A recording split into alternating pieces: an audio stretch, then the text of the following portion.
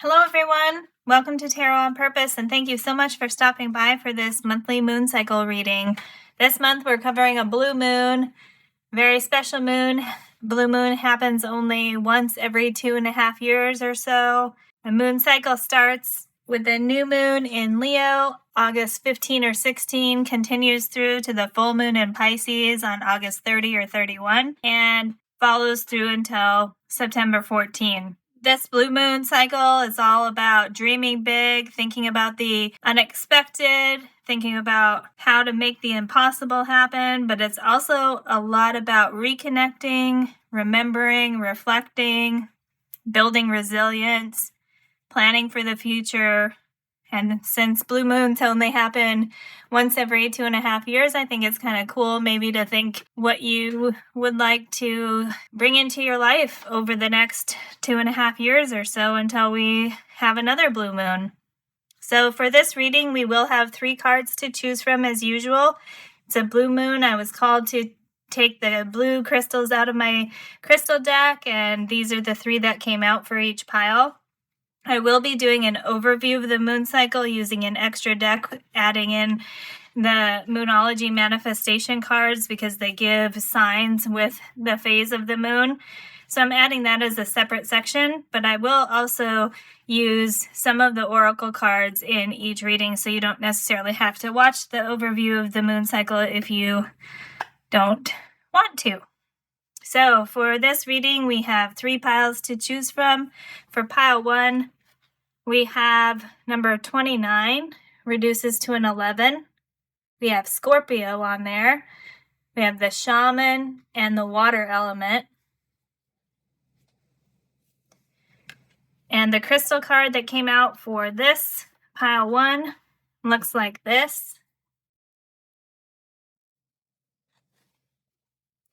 And it's a Tanzine Aura Quartz with keywords enchantment, cosmic, and alchemy. Virgo, Pisces, and Uranus indicated there. For pile 2, we have number 2, waxing crescent, the keyword envision, and the air element. And the crystal that came out with that for pile 2 looks like this. It is labradorite. Keywords transformation, magic, and imagination. We have Leo, Scorpio, Sagittarius, Neptune, and Jupiter there. And for pile 3, we have number 35, reduces to 8. It's also a waning crescent moon, earth element indicated, and keyword rest. The crystal that came out for pile 3 looks like this. And it is blue obsidian. Keywords expansion, divination, and astral travel. Aquarius and Saturn on there. So please take your time to choose which pile or piles you would like to listen to view, and I will see you either in the overview or the pile that you chose, or both. Hello everyone, welcome to this overview of the blue moon cycle that we have from August 15 or 16, 2023 through to September 14. This is a blue moon that happens every 2.5 years, and this cycle focuses on renewal and the unexpected, dreaming big, things that happen only every so often. This moon cycle starts with the new moon in Leo on August 15 or 16, goes through a first quarter moon in Sagittarius around August 24. We have the full moon in Pisces on August 30 or 31, moving through to a last quarter moon in Gemini around September 6, and finishing out with the new moon in Virgo on September 15. In this reading, I'm just going over all of the cards that pertain specifically to this moon cycle, and then I will be going into more specifics with tarot and additional oracle cards, and of course the card that you pick in the pick of cards. For this reading, The top two cards here pertain to the entire moon cycle, and then we have cards for the beginning or the waxing part of the moon phase here. We have cards for the full moon here, and then the waning phase here. And we also have maiden, mother, crone names for those phases as well. From the Spirit de la Lune Oracle, the blue moon card is number 13. Reduces to 4, and it has the keyword renewal on there. I love this card, how it has the moon shining over the water, and there's little lightning strikes, I guess, if you will, going all through there with some crystals anchoring it, and we have 4 infinity signs there. I like this card because the lightning strikes also look like roots. I actually don't know which one the artist wanted those to be, but I think if you see lightning, it's lightning. If you see roots, it's roots. If you see both, it's both. This card is talking all about using the blue moon as a reminder of how powerful you are, how full you can be, remembering the essence of your soul, and also potentially renewing your heart for a new path. Second chances occur during the blue moon cycles, and this is also a cycle that serves as a reminder of hope and connection and vitality. There's heightened energy during a blue moon, so emotions and chaos may be happening. Things that don't normally happen may be happening. So it is not only a time of renewal, but also a time of reflection. So reflecting on the past, using those lessons from the past to move forward into the future. And some of these other oracle cards go into that in more detail. This card is talking about also reconnecting with your vitality, using the heightened energy of the blue moon to reconnect with your own energy and feel like you are well, feel that you have vitality in your life. You have the energy to do what it is that you want to do. It's connected with the throat chakra, so communication is important, and it's also connected with the third eye chakra, so your intuition is being highlighted as well. It fits in nicely with the other card that covers the entire moon cycle, which is from the Queen of the Moon Oracle. It's number 43, reduces to 7, and it says the unexpected on there. This is talking about dreaming big, especially for the things that you never thought were possible, believing that those can happen, believing that your dreams can come true. And it's also not stopping there, but also thinking about the practical steps that you can take to co-create with spirit, to try and bring about those dreams and make those things that seem impossible possible. This card is also asking you to trust in yourself, building self-confidence, and trusting in life. Trusting that there is a spirit, an overarching higher good power out there that is watching over us, and that life is meant to be something joyful as well as full of experiences and things that we can learn. And sometimes those experiences and lessons learned come through a little bit of pain or discomfort. But overall, this is about having faith in life that joy is possible. For the waxing phase of this moon cycle, or the maiden phase from the Witching Hour Oracle, the blue moon card looks like this. It's number 31, reduces to 4, and it says honoring the past. We have the lady in the card holding a skull, a raven indicating prophecy and insight. And then if you look closely, you can see these figures in the background, and those are meant to be past lives, past selves, or past versions of ourselves if actual past lives are not part of your belief system, past versions of ourselves. This card talks all about reflecting on how our experiences impacted our life and how we felt during those experiences.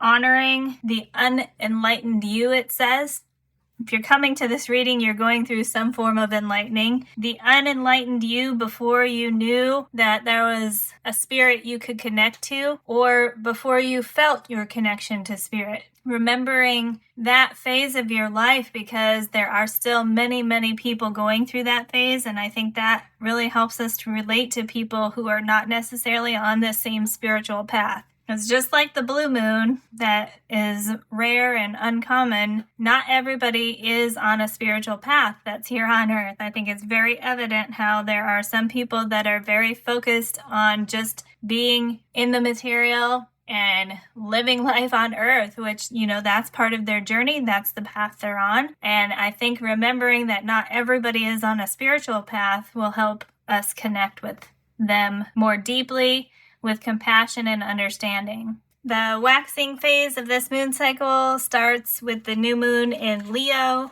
on August 15 or 16, and we have the card here that says shine. All about celebrating you. Look at all those sunflowers on there, a field of sunflowers, not just one. This is about celebrating your self-confidence, being proud of yourself, celebrating everything that you've accomplished.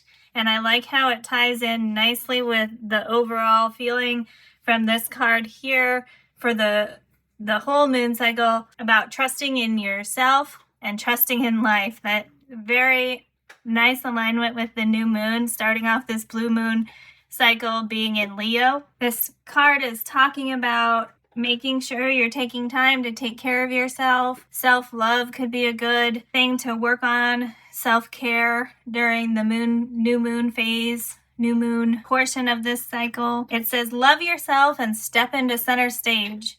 Allow yourself to be just a little bit selfish if you need to be, and continue to be generous with others.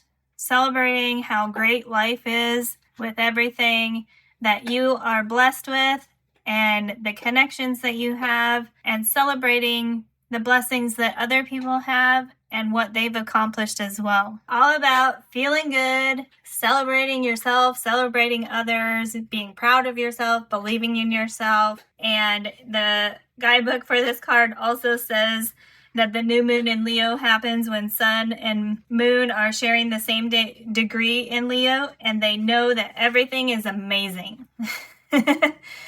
So if you need some kind of affirmation for the new moon in Leo, the affirmation in the guidebook from this Moonology manifestation deck says, I am magnificent. I love me. And I would also add to that, everything is amazing. Also part of the waxing phase of this moon cycle, we have the first quarter moon happening in Sagittarius around August 24. And it says, believe in your good luck. That ties in nicely with the idea of trusting in life and trusting in yourself, because sometimes the people who are lucky are the ones that just recognize opportunity. They have an eye for recognizing opportunity, so you don't just have to sit back and hope to get lucky, hope for luck to come your way. You are doing things through your intuition, through effective communication with spirit and with others to actually manifest the things that you want in your life. And yes, luck is possible as well. So believe in your good luck. Believe that the impossible can come true. Believe in your dreams. And believe in your good luck. This card for the first quarter moon in Sagittarius ties really nicely with the Queen of the Moon Oracle about the unexpected. About not only dreaming big, but taking the practical steps that this card talked about, because this says, think about the baby steps that you can take. Yes, believe in your good luck. Believe in yourself. And don't get overconfident, which could be something that could happen with that Leo energy there with pride. Yes, be proud and trust in yourself, but don't become overconfident that you start to get a little bit sloppy is basically the warning from this card. It says believe in your own good luck, but don't get arrogant about it. Stay a little bit humble and think about any important decision that you have to make very carefully before taking action. It's really, really cool how this card is falling in the blue moon cycle, because it also says that you should dream, you should be dreaming big, but also be prepared to put in the hard work required to make your dreams real. Also be prepared for the unexpected, I would add to that, because it is a blue moon. It also says make peace between the part of you that needs everything to make sense and the part that wants to throw caution to the wind. So balancing hesitation with impulse, making sure you're taking time to think through those decisions. And then the card also talks about how life is an adventure, so make sure you take time to enjoy it, which I love. For the full moon, we have full moon in Pisces happening around August 30 or 31st. The the Witching Hour Oracle card for this says commune with the dead. Number 32 reduces to a 5. We have the skull still here. We have an owl for wisdom and insight there. And these figures in the back are also your past selves, kind of carrying on from this card here. But also this is a time to honor our loved ones who have passed on, to remember our loved ones who have passed on. So I would say be ready for some emotions related to anybody that you may be missing at this time. It doesn't necessarily mean they have to actually pass on from the material to the spirit world. Just anybody that you may be missing, I would say, because it's happening with the blue moon. And we have the full moon in Pisces card here that says forgive on it. You may be missing people. You may be thinking about past relationships, past interactions with people. The emotions related to that may be coming up around the full moon. This is carrying on with the honoring the past. It's about kinship and fellowship with those who have passed on. So remembering people that are no longer in your life, the things they taught you, the experiences you had with them, celebrating those, grieving those if you need to grieve. Grieving is an important process that we have to go through. It's not necessarily the most enjoyable, but it is a necessary thing for us to be able to celebrate those experiences that we had in the past, process those, appreciate those, give gratitude towards those so we can continue moving forward with our own lives. This says practice empathy, compassion, and understanding, not only with other people that you may have had experiences with in the past, but also things that you may have done in the past that you are not necessarily proud of. Pride is a big aspect with this moon cycle starting off in the new moon in Leo. So we also may remember things that we're not so proud of in our life. And this portion of the moon cycle with the full moon, especially we have the word forgiveness here, about practicing empathy, compassion, and understanding. Forgive ourselves, forgive others for things that may have happened in the past, behaviors that were not really appreciated by us or by other people. Taking those as learning experiences to move forward. This card with communing with the dead also encourages us to be more open to profound experiences, things that are more spiritual, more profound than just the everyday things that happen. Be open to profound experiences.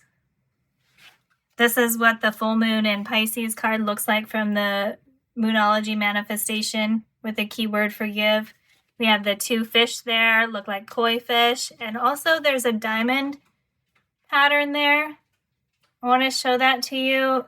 It may be relevant for somebody. Diamond. Seeing diamonds may be signs from spirit during the full moon. I would say if you're trying to manifest something or decide whether to act on a decision that you're making, seeing diamonds during the full moon may be confirmation from spirit for you. Another thing that this full moon in Pisces card says is make sure you're keeping an open mind. It's not only about forgiveness for this card, it's about keeping an open mind and remembering that life is an unfolding mystery, and you need to just go with it sometimes. It says, instead of trying too hard to tick every box for your dreams to come true, fall into the dreams a little bit. It could be that what's blocking your current manifestation is that you haven't forgiven yourself or someone else for something that happened in the past, and forgiveness can help boost your manifestation powers. So that's really a message about not holding on to things that are causing you to feel burdened, releasing things that no longer serve, taking the lessons learned from experiences in the past and being able to move forward from those. Releasing what no longer serves and forgiveness, two things that can help you manifest. Is remember, in order to bring in something new, something more, which is usually what we're manifesting, right? Something more, something new. We need to make space for that. And forgiveness and releasing the things that no longer serve us help us make that space and open that space up to receive. We move after the full moon, we move into the waning phase. From the Witching Hour Oracle, the card looks like this. It's number 33, master number for bringing things into being. The keyword on this card says prophecy. And the figures in the background here, you can see one's playing a violin, one's dancing, one's looking forward. We have the skull here.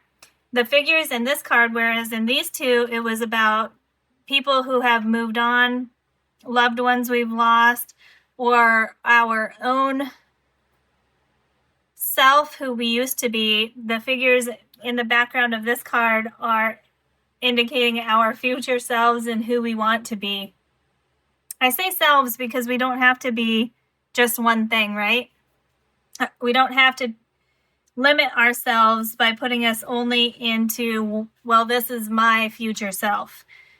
You can have many futures. You can have many experiences, many things. You can have many life purposes, many soul purposes. And it's, for me, this card is really about not trying to find the one thing. Sure, during each phase of our life, we may focus on one thing or another, but I think that this card is a great reminder that we don't have to be just one thing. Life is a mystery, full moon in Pisces. Life is an adventure, first quarter moon in Sagittarius. Life is an adventure. Life is a mystery. We don't have to be just one thing. This card here for the crone phase, the waning phase, is talking about seeking knowledge through our connection with spirit specifically. It doesn't necessarily have to be, right? There's a lot of knowledge to be gained here on Earth and the material as well, but it really is asking for a deeper connection with spirit through this card. And using lessons learned from past experiences to help us plan for the future. That's where the prophecy aspect comes in. If you don't see yourself as someone who is a seer or a visionary, just simply making sure that you're learning lessons from your experiences and applying those to your new experiences as you move forward.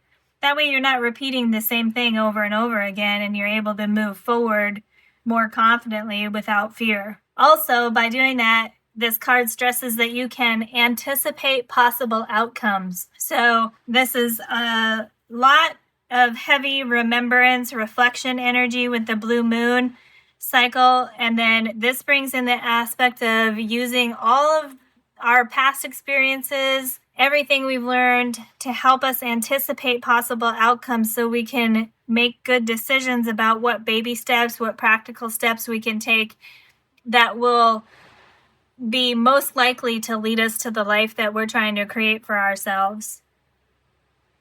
Part of the waning phase of the moon cycle is last quarter moon in Gemini. We have clear your mind on this card. This date for this moon cycle, last quarter moon in Gemini, will happen on September 6th. I love how this card can either look like mountains or hills or a big giant ocean, depending on how you see it. And I'm not sure, the figure in this card has something on her head. One time I look at it, it looks like headphones, which makes sense if you're trying to clear your mind, maybe put on some music to block out the interference and the noise from the world. But it also looks like a headband with a feather in it. Not sure if you can see that. I saw it as a headband with a feather in it. So for signs from Spirit that you're on the right track during this moon cycle, we had diamond and feather. Not only does this card say clear your mind, which goes nicely with releasing things, forgiving people, forgiving ourselves, releasing things that no longer serve, making space for new things to come in. It says, the affirmation for this card says, loving others flows naturally when I love and accept myself. So that goes nicely with the whole self-care, self-love, be proud, self-confidence, shine, new moon in Leo. It's a nice carry-on through the moon cycle to continue to love yourself, be proud of yourself, and be confident in yourself that you have what it takes to do what you want to do. The guidebook for this card also says last quarter moon in Gemini takes place when the moon is in Gemini, but the sun is in Virgo. And it knows that worry never solved anything. So clear your mind, try not to worry. That's easier said than done. That goes into how this card here, the unexpected card, talked about trusting in life, trusting in spirit. Trusting that you can take baby steps and that in turn, those steps in turn co-create with spirit and let spirit and universe work their magic. So try not to worry about everything, basically. Try not to worry just in general. With the heightened energy of the blue moon and all of this remembering of the past, reflecting on the past, remembering lost loved ones, that can bring up a lot of fear as well. And cause us to worry.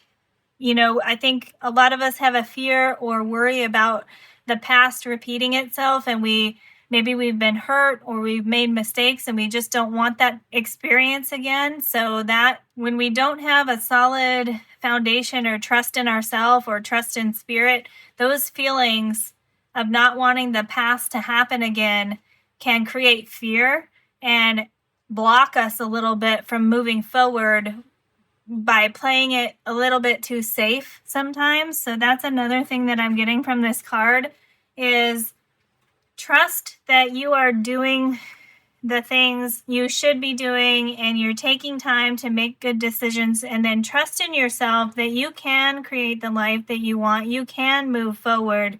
You can do things without the past recreating itself. And you can get over any challenges you faced in the past. That's another aspect that this card is bringing through for me. This moon cycle continues to September 14, and then on September 15, we'll have a new moon in Virgo. And just a little sneak peek for the new moon in Virgo, this card says, trust all will be well.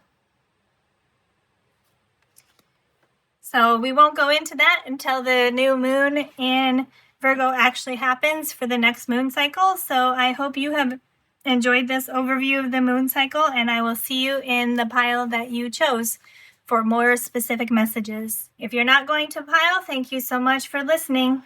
I appreciate you stopping by, and I hope to see you again in a future reading. Best of luck to you on your journey. Hello, Pile 1. Welcome to this monthly moon reading covering the blue moon for 2023 from August 15 or 16 until September 14. This is a blue moon, and blue moons occur once every 2.5 years or so. So a rare occasion. I think all of us have heard that once in a blue moon saying about things that don't happen very often, things that could be impossible. This moon cycle is all about the unexpected, dreaming big, reflecting, and moving forward, planning for moving forward as well. For your reading, I want to start with the crystal card because this is a blue moon reading. I was called to separate the blue crystals from my crystal deck, and when I shuffled, you got the crystal that looks like this. And I want to start with this card because I really think it's setting the tone for your reading. This is Tanzine Aura Quartz. We have the keywords enchantment, cosmic, and alchemy on there. We have Virgo, Pisces, and Uranus. So Virgo, the sun will move into Virgo during this moon cycle, and the full moon that's happening during this moon cycle will be a full moon in Pisces around August 30 or 31. So this card, like I said, I think it's setting the tone for your reading right off the bat. It says, cosmic alignment is here. Tanzine Aura Quartz brings equilibrium to our multidimensional states, melding mind and body for spiritual balance. With indigo rays vibrating high, this stone heightens the ability to see and communicate beyond this world. Tanzine Aura Quartz gently opens your crown chakra, creating a channel between the divine and your body. Made from the rare metal indium, this crystal brings mystical qualities to a higher understanding of one's metaphysical abilities. Basically, you're going to be able to understand your psychic powers a little bit better. And it ends with, you are more powerful than you think. I love, love, love this card. Again, here's what it looks like. I'm going to leave it, I'm going to leave it looking like that for now. It goes super nicely with your card that you picked for pile 1. Number 29 reduces to 11, master number 11. Scorpio on there, the water element, and the shaman.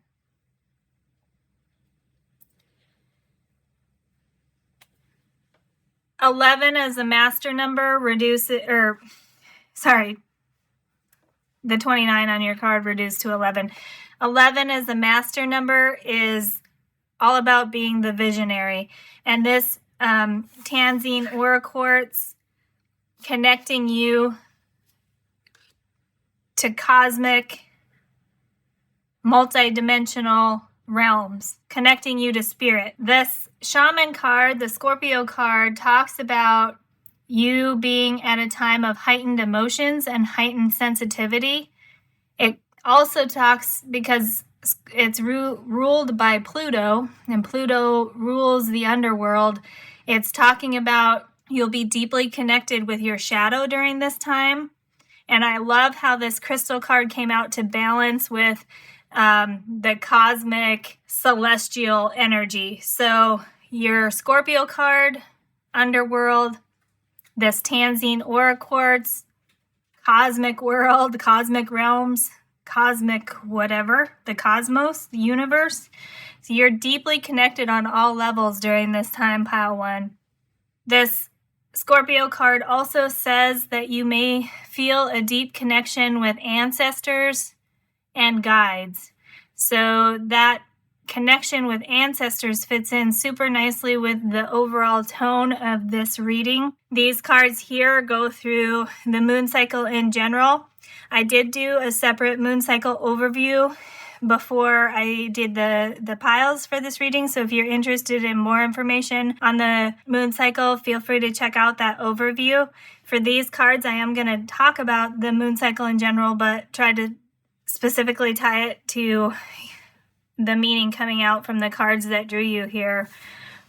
From the Queen of the Moon Oracle, the blue moon card says the unexpected. It's 43. Excuse me, I had to cough. It's 43, which reduces to 7. It's really funny in this reading, I'm just jumping right to the reduced numbers. I had to cough, and then I had to sneeze, and I am not sick at all. I'm actually feeling really well today.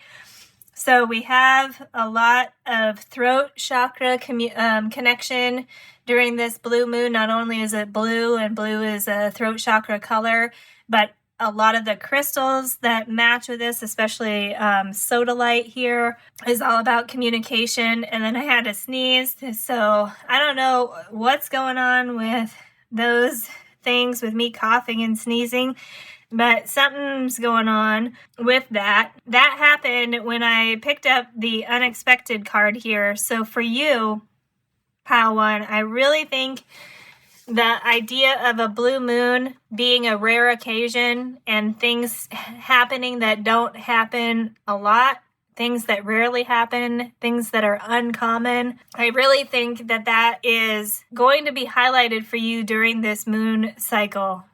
With the blue moon energy, talks about heightened energy to begin with, the blue moon being a time of heightened energy. And your Scorpio shaman card here talked about heightened emotions, heightened sensitivity. So I think that's going to be a pretty significant time for you during this moon cycle. Significant events happening, significant experiences happening, significant feelings. Communication is going to be really important for you, and I'm jumping ahead with just saying, instead of saying 43, I just jumped right ahead to reduces to 7, and then I'm stumbling over my words at the same time, so I'm going fast, but I'm stumbling. And the unexpected card here has to me what looks like a portal. And that really, really speaks well to connecting with the underworld and connecting with cosmic energy. There is a card for the first quarter Sagittarius. I went through these in the overview, but I want to show you the first quarter moon in Sagittarius. Believe in good luck. This card says, yes, believe in your luck, dream big, you are lucky, believe in your luck, but it says don't get too arrogant and don't rush into things just because you're getting lucky, luck is on your side. That's awesome. Ride that energy, but don't rush into things. It says make sure that you think carefully about decisions you have to make before you act. And just the energy that I'm feeling at the beginning of your reading, I wanted to show you that pile one. I think that's going to be significant for you. This card in the Queen of the Moon Oracle talks all about building resilience, perseverance to keep going. And it talks about trusting in life and trusting in spirit, dreaming big and trying to make things that seem impossible become possible. That's all about this card here. I also want to point out to you the moons or Earth and Moon. I don't know the imagery on this card. This part may be significant for you. It kind of looks like it's supposed to be indicating the moon and the earth there, but because this is here, I see this as an earth with two moons as well. And because you have the shaman card and this Tanzine aura quartz talking about your connection to the cosmos, it's like highlighting for me that you may see things differently than other people. You may see things that other people cannot see. You may have a perspective on things that is coming from a higher awareness, a higher state of consciousness than other people that you're interacting with. And that is another reason why effective, compassionate, patient, and careful communication is really important for you during this time, pile one. So from the Witching Hour Oracle, we have a card for the waxing, the phase, the full moon, and the waning phase, or the maiden mother crone. The waning phase of this moon cycle card is number 31, reduces to 4, and it says honoring the past. This card talks all about reflecting on your past. The figures in this card are meant to be your past selves. If you believe in past lives, it could be an actual past life of yours, or it could just be you before any time before today, basically, any part of you. It does specifically say about you before you became enlightened. If you're coming to this reading, and especially you, pile one, with these two cards coming out right at the beginning, you're definitely on a path of enlightenment. So this is honoring your past self before you became enlightened. And it also reminds us that not everybody is on a spiritual path of enlightenment. So trying to remember how you felt before you started on your spiritual path may help you relate to and understand how other people in your life are feeling, how people who are not on a spiritual path feel, maybe the reasons for their behavior.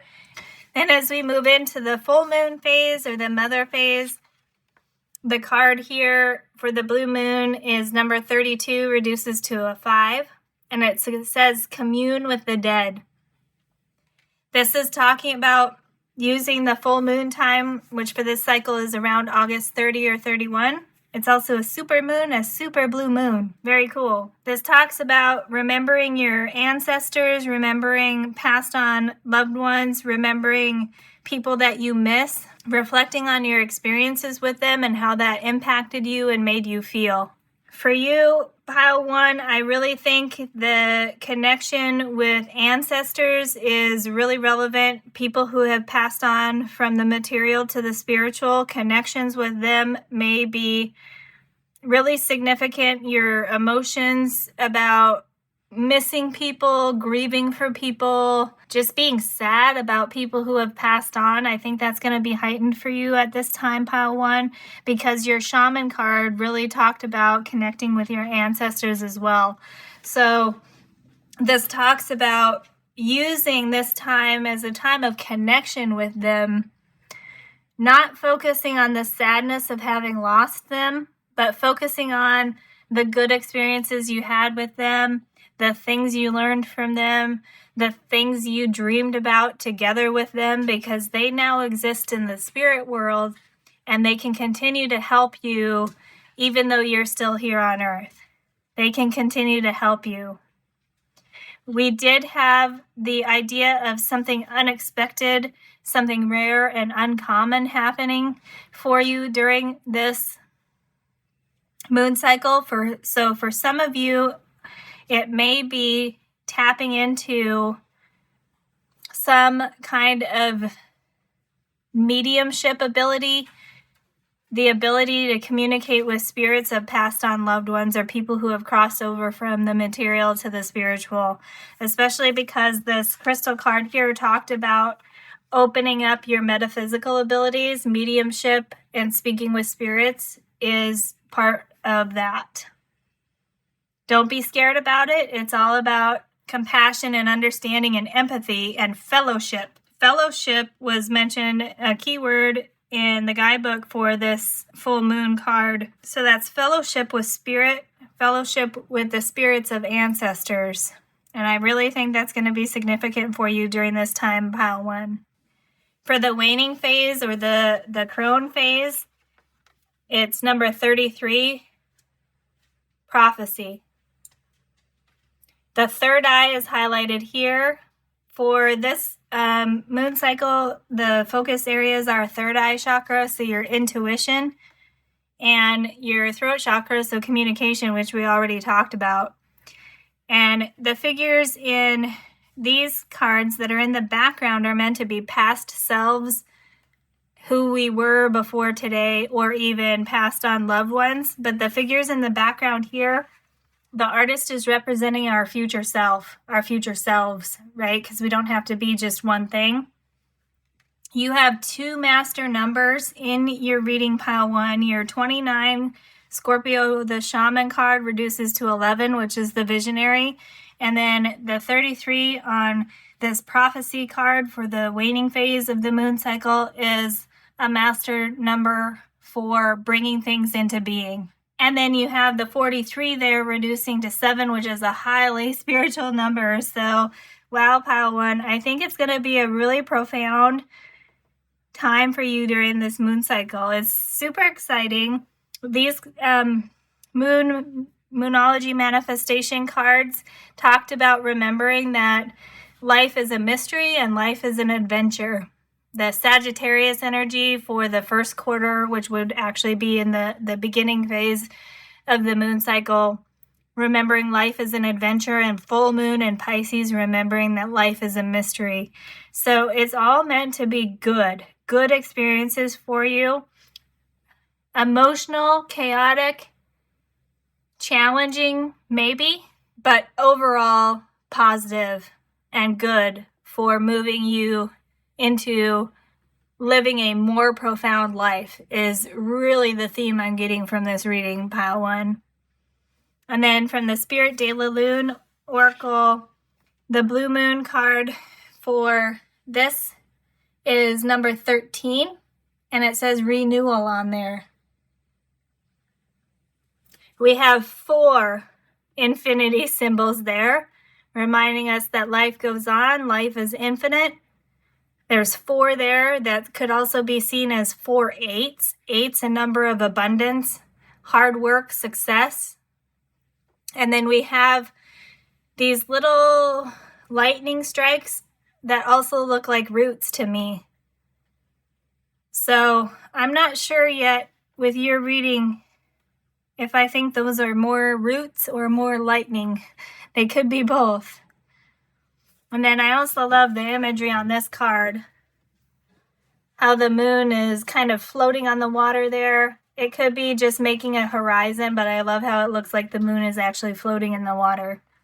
And you have water element on your Scorpio card. Emotions, psychic abilities, connection with spirit, connections with other people. This is the card that really talked about the blue moon cycle being a time of heightened energy. So definitely tied in with the 2 cards that brought you here about a time of heightened emotion, heightened sensitivity, heightened energy. This card also talks about renewing hope, renewing connection with your soul, and renewing connection with your own vitality, the energy that makes you feel alive. And that's really, really, really the energy that I'm feeling now, is just the idea of life flowing through me, being excited, being positive, wanting to go on an adventure, wanting to discover new things that used to be mysteries to me, or just exploring the world. That is the energy that I am feeling right now, and that is the energy that's coming through for you for this reading, pile one.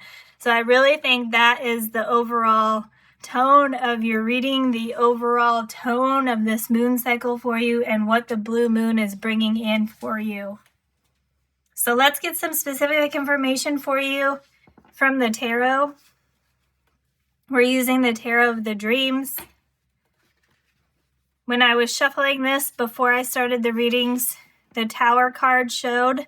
I think it's interesting there because there's could be lightning on this card depending on how you look at it.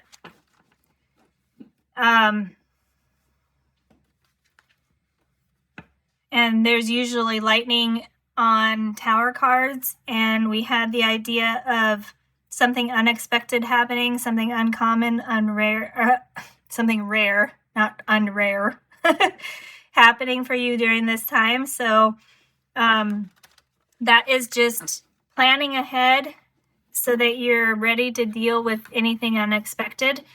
Tower card energy does not need to be negative. It can be positive, and we can bring about our own Tower energy of change and transformation. Oh, yep. It's definitely relevant for you, pile one, because you have Uranus on this crystal card.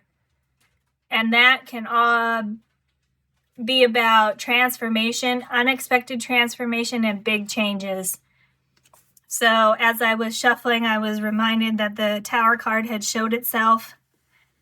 So yeah, that's going to be relevant for you. Something unexpected. Don't be scared about it. Be excited about it.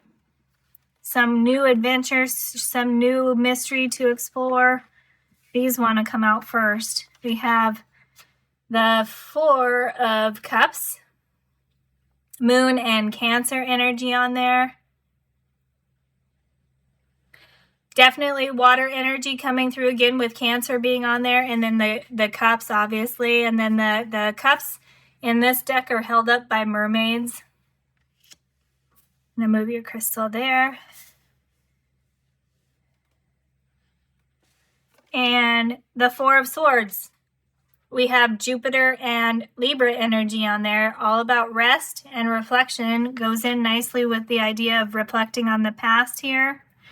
4 of Cups can talk about Yes, look, this can sometimes talks about people being so focused on one thing that they miss something that Spirit is trying to bring in. But look at the imagery on this card for you, pile one. I mentioned before that you can see things that other people can't. Look at the figure in this card, looking at that cup that Spirit Universe is bringing for them. Unlike other tarot decks, the figure is not focused on these three cups. They're focused on what's coming in for them. Beautiful. It goes nicely with the 13 on this card, which 13 in tarot is the death transformation card. It goes nicely with Uranus energy coming through from your crystal. It goes nicely with everything that we've talked about. Looking ahead, looking forward with joy and anticipation for your connection with Spirit, your connection with ancestors, and making sure you take time to rest and reflect so that you don't rush into things. This is going to be highly energetic time. Lots of energy coming through, lots of information coming through, lots of communication coming through. Making sure you take time to reflect and rest. Take care of your body coming through also to make sure that you are physically able to deal with all this new energy coming in. Also have the 9 of Wands, overcoming adversity, coming through a difficult situation. We have Moon in Sagittarius. That's the second time I'm being reminded of the first quarter Moon in Sagittarius for this cycle.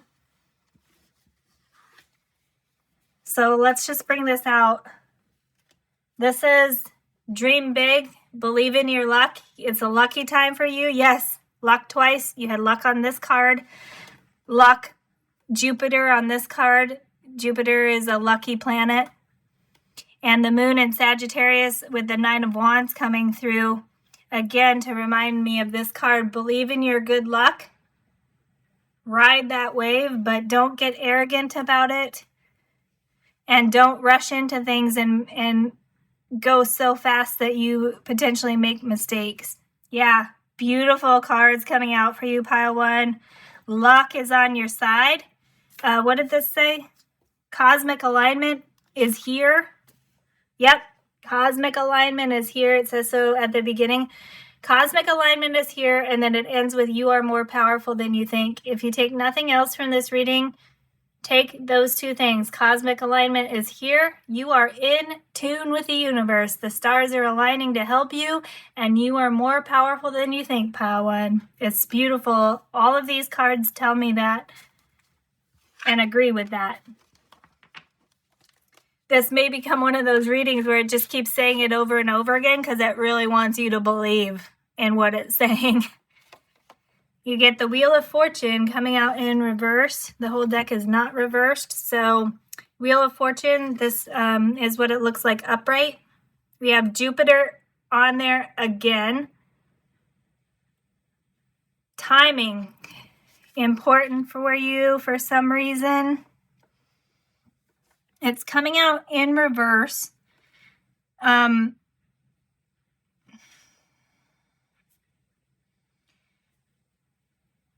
Wheel of Fortune card can talk about timing and it can talk about luck. And with it being reversed right now, I don't think it means you're going to be unlucky. For sure, it doesn't mean that with everything else. You are going to be lucky. You do have luck on your side. The stars are aligning to help you. This is reversed for some reason. And this card here is going to tell us why. That's why. 7 of Coins, 7 of Pentacles in reverse. Thank you for reversing to make sure I trust you. We have Saturn and Taurus energy on there. This card talks about somebody being at a crossroads and they are trying to decide whether to stay or go, wait, enjoy what they have, or try to grow something new. If you have seen any of the previous readings that I've done, you'll know that this Seven of Coins, Seven of Pentacles card, this one specifically from this deck, has made an appearance over and over again for like the last, well, this will be the 4th or 5th moon cycle. I'm losing track. Either way, when this came out in reverse, and I'm hearing it again, it says the wait is over. So with this coming out, with the Wheel of Fortune in reverse, and this coming out in reverse, reminding me of everything that happened in previous moon cycles, this is telling me the wait is over. This is going to be a significant time for you, pile one. During this moon cycle, goes from August 15 or 16 through to September 14, significant time for you where the wait is over. You can finally start moving forward on something. The obstacles are being removed. I'm getting that from this Nine of Wands card. I like how the Nine of Wands, which talks about overcoming challenges, overcoming adversity, comes out right behind the Four of Swords, because in this Nine of Wands card, the person is still on the stairway, still moving forward, right? But they're pausing for a moment. These are reinforcing each other. Making sure that you take time to pause and reflect and give yourself the sleep you need. Let yourself rest. Let yourself enjoy. With new moon in Leo happening August 15 or 16, it's all about celebrating everything you've accomplished so far. So that's coming through here with this, is rest and reflect and celebrate the things you've accomplished. And don't worry about anything that has held you back before, because those obstacles are being removed and the wait is over. It's so beautiful. I feel like I want one more card, or at least give the tarot a shuffle to see if anything else wants to pop out. It's a really, really beautiful reading. This is the time to go after what you want. Luck is on your side. The stars are aligning. You're connected to spirit. You're connected to the earth. You're connected to lessons learned from the past. You're connected to your ancestors. You're connected to your guides. It wants this one.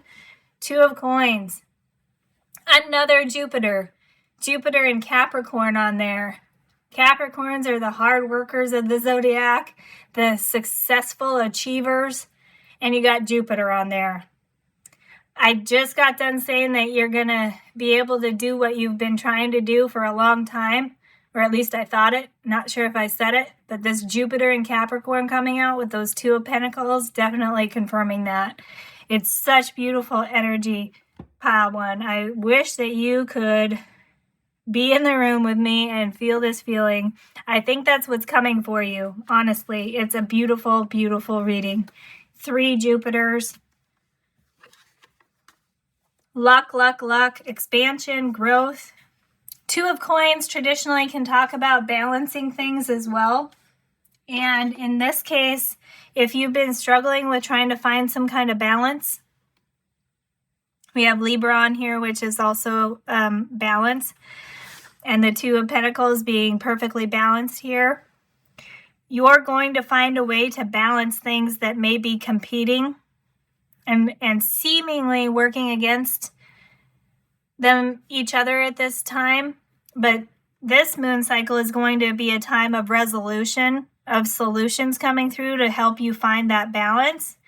Because you're seeing things that other people don't see, you may be able to come up with a solution that is going to balance a situation or allow you to do more than one thing, allow you to do both or many things that maybe you haven't seen before. Maybe you're trying to figure this out. The wait is over. You're going to find the balance you're seeking, pile one. So beautiful. Let's get some additional information from these oracle cards here. This is kind of meant to be beginning of the moon cycle, end of the moon cycles, or kind of beginning and ending energy. If you are looking for specific dates, this would be August 15 or 16 through to September 14. So the first one from the Queen of the Moon Oracle, you have number 3, realization. The key, the keyhole, the portal, another portal in your reading. Remember, this looked like a portal to me. A portal to another world.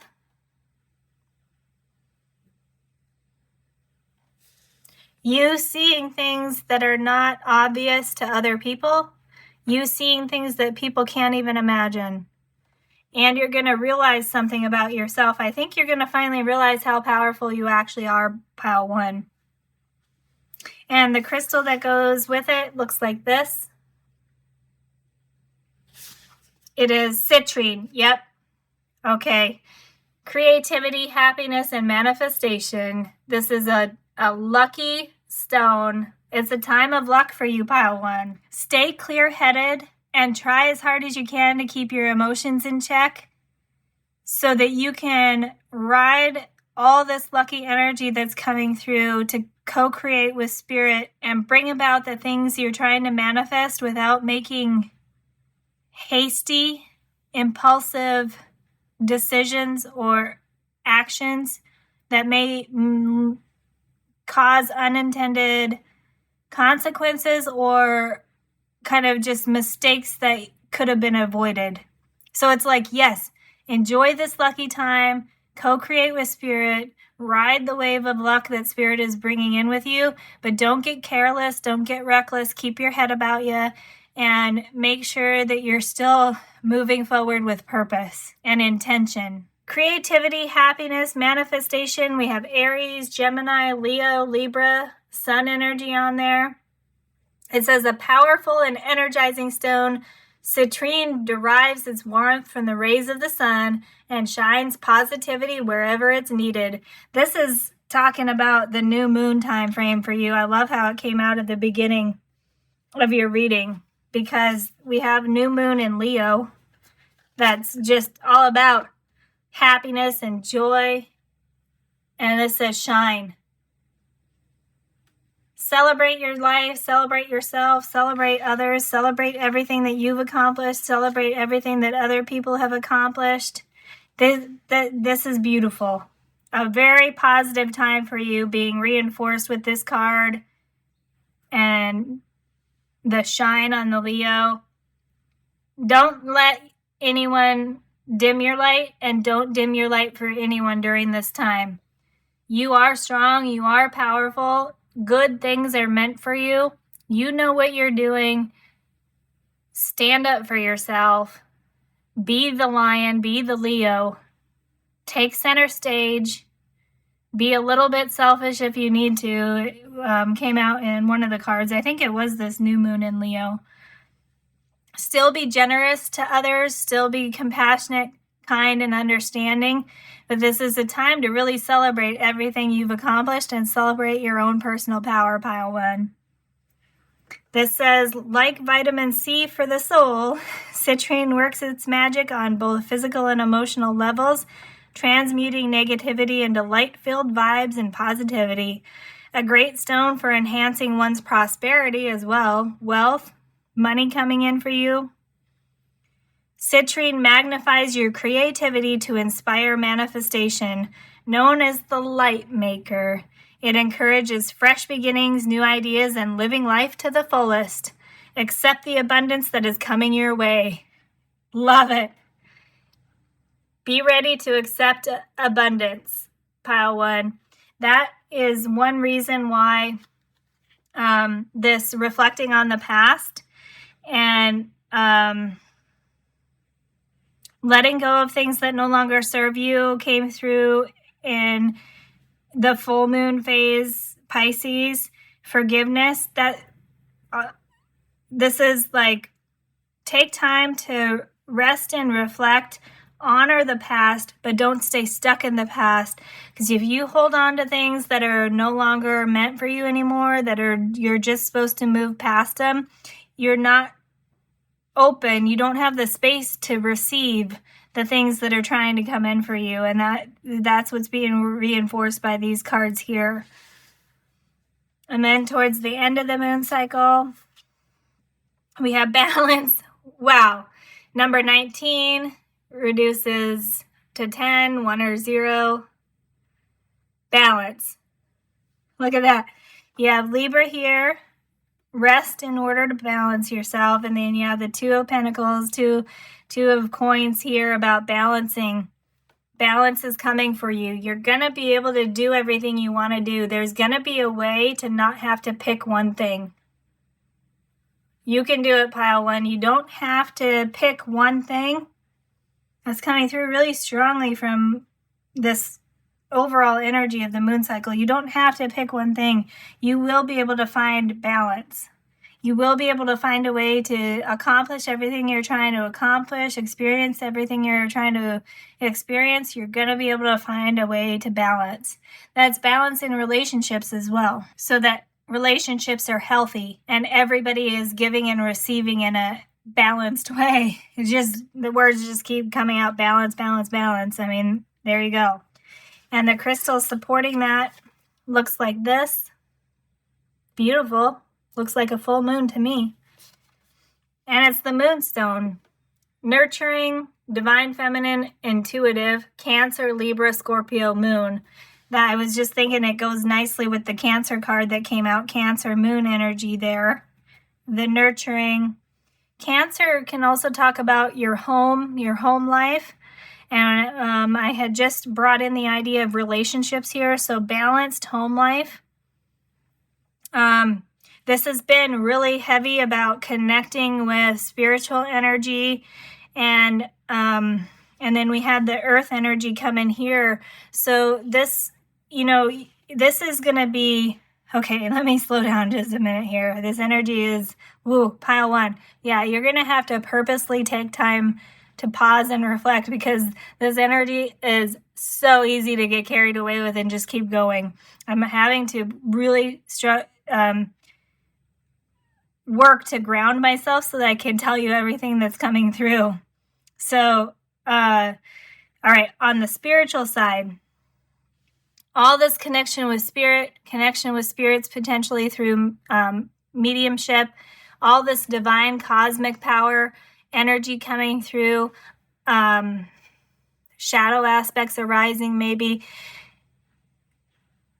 We're often told that the spiritual path is something we need to walk alone. And this reading is telling me that you will find a way, because we have this Cancer energy. It's on here again, bringing in the idea of home. You're going to be able to be spiritual and have the home life you want with family and friends. You're not going to have to be the hermit going off by yourself into a cave somewhere. You're not going to have to give up home, friends, family in order to be spiritual.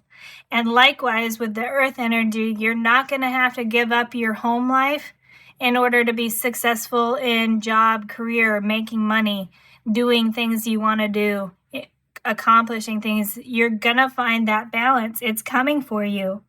Your home life, your spiritual life, and your work life are coming into balance, pile 1. It's really, really beautiful.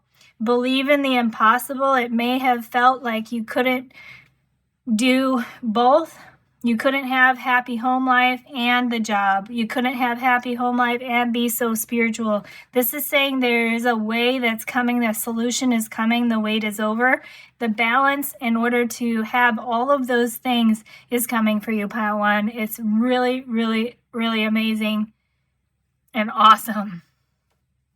All right, let me read this. This says, drawing power from the divine feminine, Moonstone connects to the goddess energy, activating your intuition. Third eye chakra.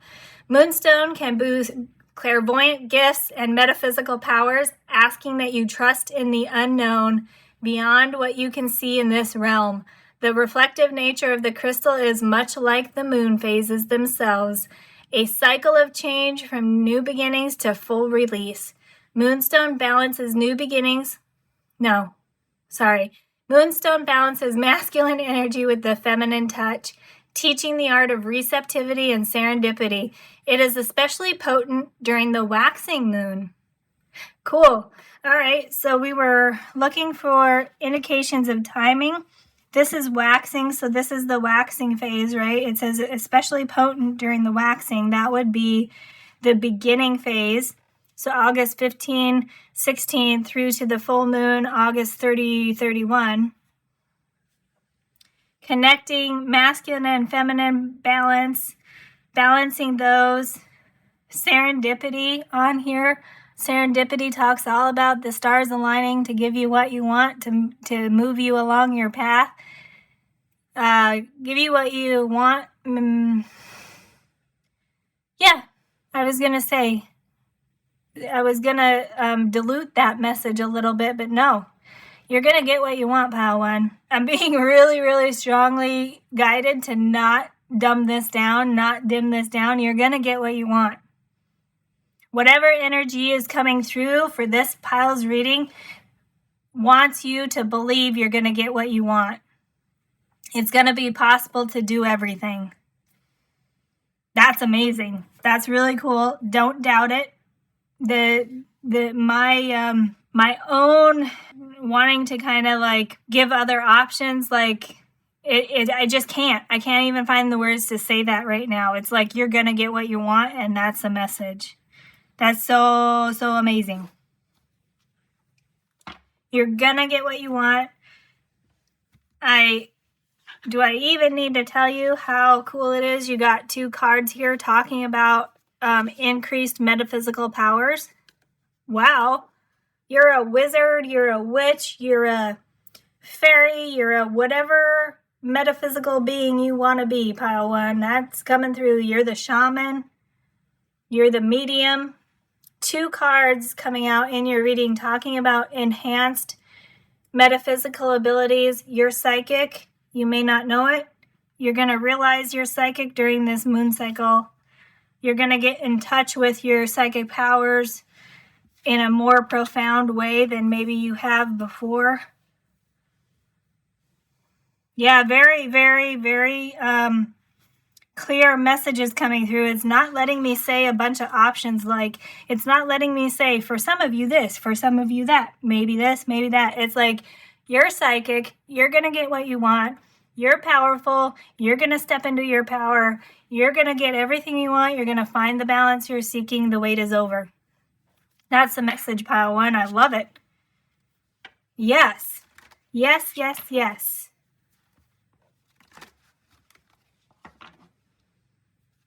Okay, let's get some final... yeah. Beautiful. The tree of wishes is calling your name. An almost forgotten wish will now come true. Number 24 reduces to 6. Luck is on your side. Cosmic alignment is here. The wait is over. You're going to get everything you want. You're going to find the balance you need so you can do everything, have everything. Your wishes are coming true. You may have even forgotten about something that you wanted, and now it's coming true, and you're going to be like, holy crap, it's here. I totally forgot I even wanted it. I didn't think it was possible. Blue moon makes it possible. Wishes coming true. I mentioned, you're whatever metaphysical being you want to be. I want to show you this because this little thing here, not sure if you can see the house, but this is actually a blue lace agate tree hooked to a little fairy house.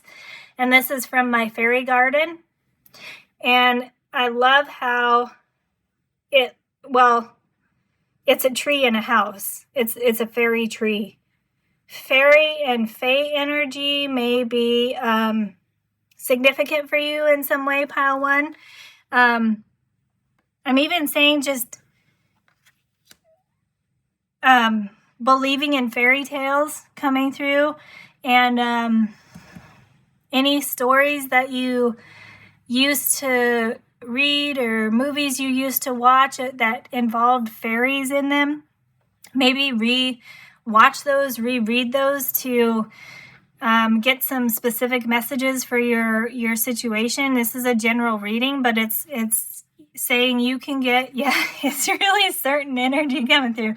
It's telling me, pile 1, you can get more specific information that you're seeking about all of everything we said in this reading so far by reconnecting to some kind of story that involves fairies. There you go. Love it. Thank you, Spirit. Thank you, fairies, obviously. Thank you, whoever is guiding this energy. Awaken the magic. Yes, number 3, awaken the magic of your creativity. Immerse yourself in the world of feelings. There's tons of koi fish on there. That looks so much like the full moon in Pisces card. Full moon in Pisces happens August 30, 31. Look at that card.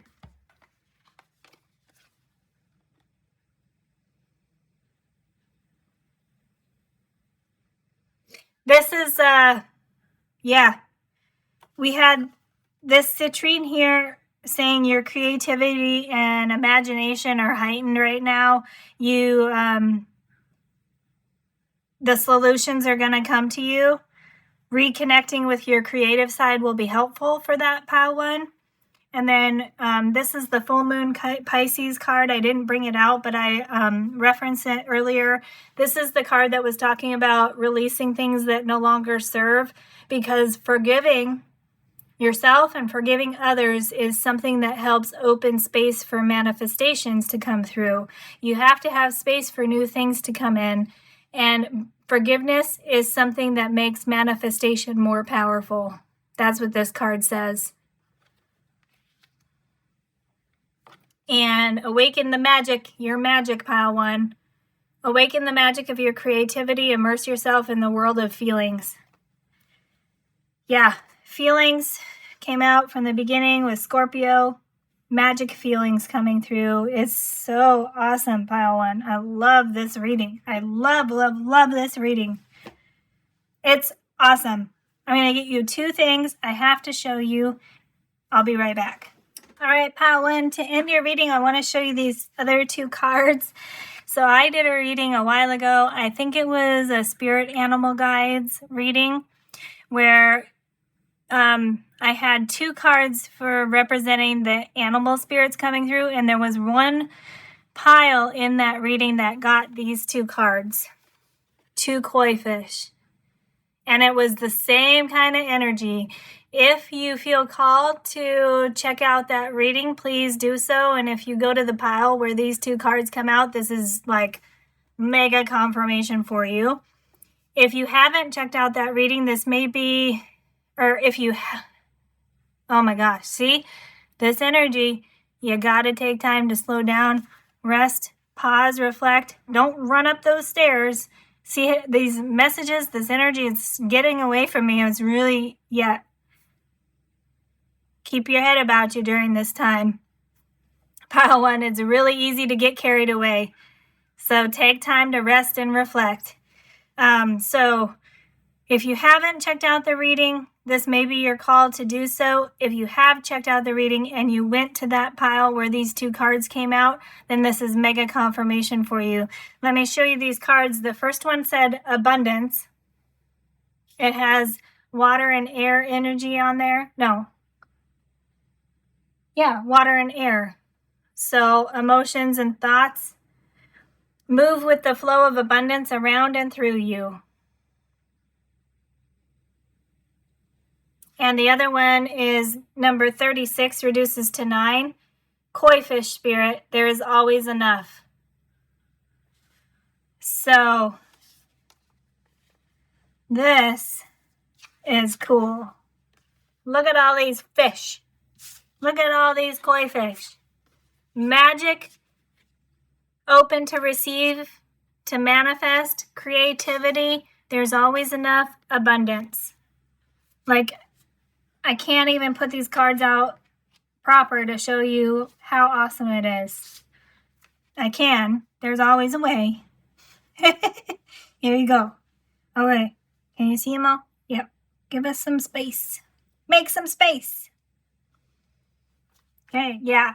Okay, I had to regroup a little bit. I got carried away trying to remember which crystal I wanted to highlight to you. On this koi carp card, we have water and air, which made me think about thoughts and feelings, right? And so one of the crystals that is important during this moon cycle, it's even tied to blue moon cycles, which is just amazing, is called sodalite. And these are the sodalite crystals that have been present during this reading. So I have a sodalite pendulum, just a part of a necklace charm there, and a tumbled stone. Sodalite may be a good stone for you to work with. Wow, that is annoying. So I just wanted to highlight that to you because the koi fish coming out so prominently at the end here in terms of, a lot of times I like to get final advice guidance with the last cards. So many fish came out. Water, air, thoughts, feelings coming out, and sodalite helps us connect. No, it says bridge the gap between our thoughts and feelings. It says speak your truth. It helps connect to spirit world, self-expression, and self-worth. It's beautiful. Here's the other side of these if you'd like to see. So we'll just put those right there. All right, so just to end your reading, to show you where this sodalite came from, the Spirit de la Lune guidebook, that's where this blue moon renewal card came from, and the Scorpio shaman card, that's what I use for the pick of cards. This is the guidebook for that. Let me just hold it here so you can see if you're interested in reading the whole guidebook. But I wanted to show you here where it says sodalite is one of the crystals that supports this moon cycle.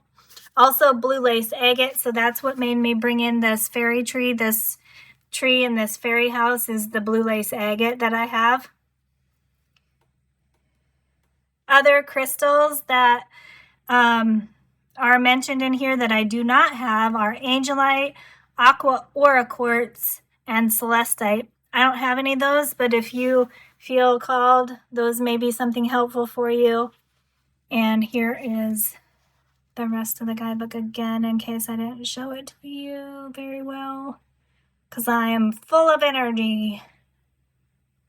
Hard to contain all this energy, Pile 1. This is an aura quartz, which is really cool that it came out during your reading, right? Because that guidebook says that some kind of aura quartz. This one's a Tanzine aura quartz. So that's another confirmation for you, Pile 1.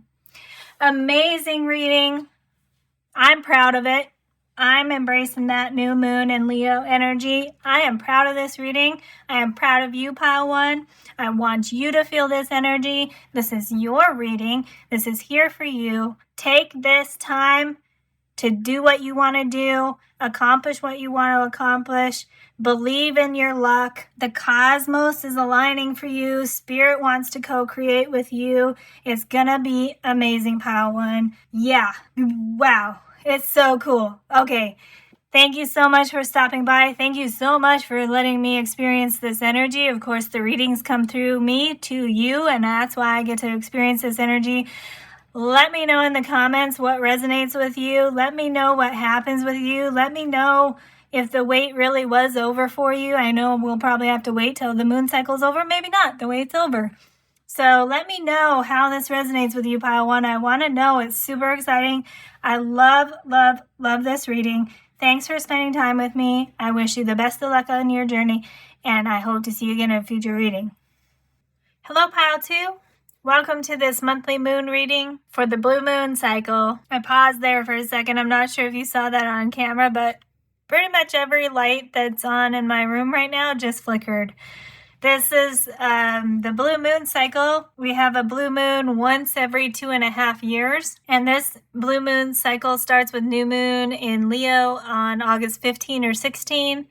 We have the full moon in Pisces on August 30 or 31, and it continues through until September 14. This is a blue moon cycle all about dreaming big, renewing hope, and remembering, reflecting the unexpected as well, because blue moons only happen once every 2.5 years. It's about things that are not happening all the time. It's about rare things, unexpected things. So for your reading so far, pile 2, with the card that you came to, I think it's the dream big aspect, because your card is this one, that number 2, waxing crescent.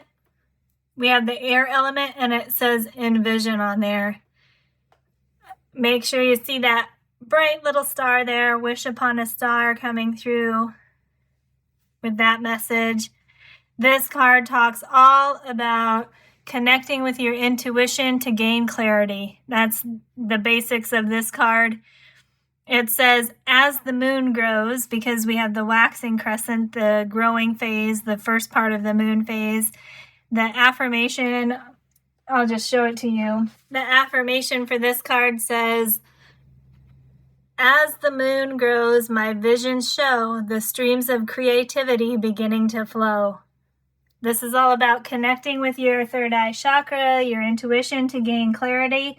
It says, visualize your story playing out. It asks you, what would it feel like if your intentions came true during this moon cycle? What would that feel like? This card encourages you to be open to any signs and messages from the universe. The more you envision, the more you will bring magic and creativity into your life. So dream big, definitely the key theme so far, just right away from the card that drew you here. And then also it matched up with this crystal here, which is labradorite. I love the alignment between this Envision card and the labradorite. It's about transformation, magic, and imagination. Imagination, envision, dream big, pile 2. We have Leo, Scorpio, Sagittarius, Neptune, and Jupiter energy on there. Jupiter, all about expansion. Neptune, all about dreaming. It says, a stone of transition, labradorite assists in times of change and transformation. It expands our connection with the universe, unlocking the third eye and all the wonder that lies beyond the physical realm, as well as your magical powers. So this card here was telling you, connect with your intuition, your third eye chakra, to gain clarity. And this crystal helps you unlock your third eye. So beautiful alignment right away from at the start of your reading. It says, labradorite evokes the magic we all have, reminding us to wield our power by going within and connecting to the core truths of who we are. Chase after your dreams. Align yourself with the vibration of anything is possible. And energy, labradorite is all too familiar with. So it's so beautiful. I love these 2 cards for you to start off your reading, pile 2. And you chose the pile with labradorite crystal that came out, and this is the labradorite that I have. This is a raw one. And there you can see all the shiny colors. It's hard to get the light to reflect properly, but I think you can see some of them there. So I brought that into your reading to support with an actual raw labradorite crystal. So these oracle cards here talk about the moon cycle in general. I did an overview of the moon cycle. If you haven't seen that, it's at the beginning of the reading. And I will be going over these cards and focusing specifically on the parts of what the cards said that align with your reading. And I love how the labradorite says anything is possible. It goes nicely with this first card from the Queen of the Moon Oracle. It's number 43, reduces to 7, and it says the unexpected. Look at these colors. I just love it. magic coming through, creativity coming through, imagination coming through, dream big, pile 2. That's the biggest message. Dream big and trust in universe and trust in yourself to make your dreams come true. This card here is all about building resilience. It says build resilience, perseverance, stay with it, don't give up. Basically, it says trust life and trust yourself. This labradorite said, believe that anything is possible. And this says, reach for what you thought was not possible. So those are amazing. Blue moon energy coming through in alignment with your reading about dreaming big, believing in the impossible. And then this card adds that your role in that is to co-create with spirit by taking practical baby steps. Dream big. And then think about the steps that you need to take to co-create with spirit. You don't have to do it alone. It's not what steps do you take alone. It's what steps do you take to co-create with spirit to make the impossible possible. So the shadow aspect for your waxing crescent number 2 envision card, it talks about how you may not be focusing and you may not be seeing things clearly. So it talks about reconnecting and maybe resetting your intentions. And that goes well with the first 2 cards of the Witching Hour Oracle. The first card here represents the waxing phase, so the growing phase, same as your card here, and the maiden phase. And it's number 31, reduces to 4, and it's honoring the past. The figure here is holding a skull, and then there's another kind of skull where her third eye is. And the figures in the past are either representations of your past lives, if you believe in past lives, or just who you were before today. The card specifically talks about who you were before you became enlightened. Before you started on a spiritual path, who were you? Honor that, reflect on that, learn from that, and then move forward. It also talks about remembering lessons from past experiences and lessons from loved ones who have passed on from the material into the spirit world. It carries on into the full moon energy, same kind of energy carrying on to the full moon. Number 32 reduces to 5, which says commune with the dead. These figures in the background here are actually people who have passed on from the material to the spiritual ancestor. And just like you're reflecting on your own past and your own experiences and who you used to be, you're remembering the people who used to be in your life who no longer are. It doesn't mean they necessarily have to have physically passed on, but maybe people you just don't hang out with anymore, maybe people you miss, maybe people you knew as a child, people that, you went to school with or knew from another job and you don't really hang out with them anymore.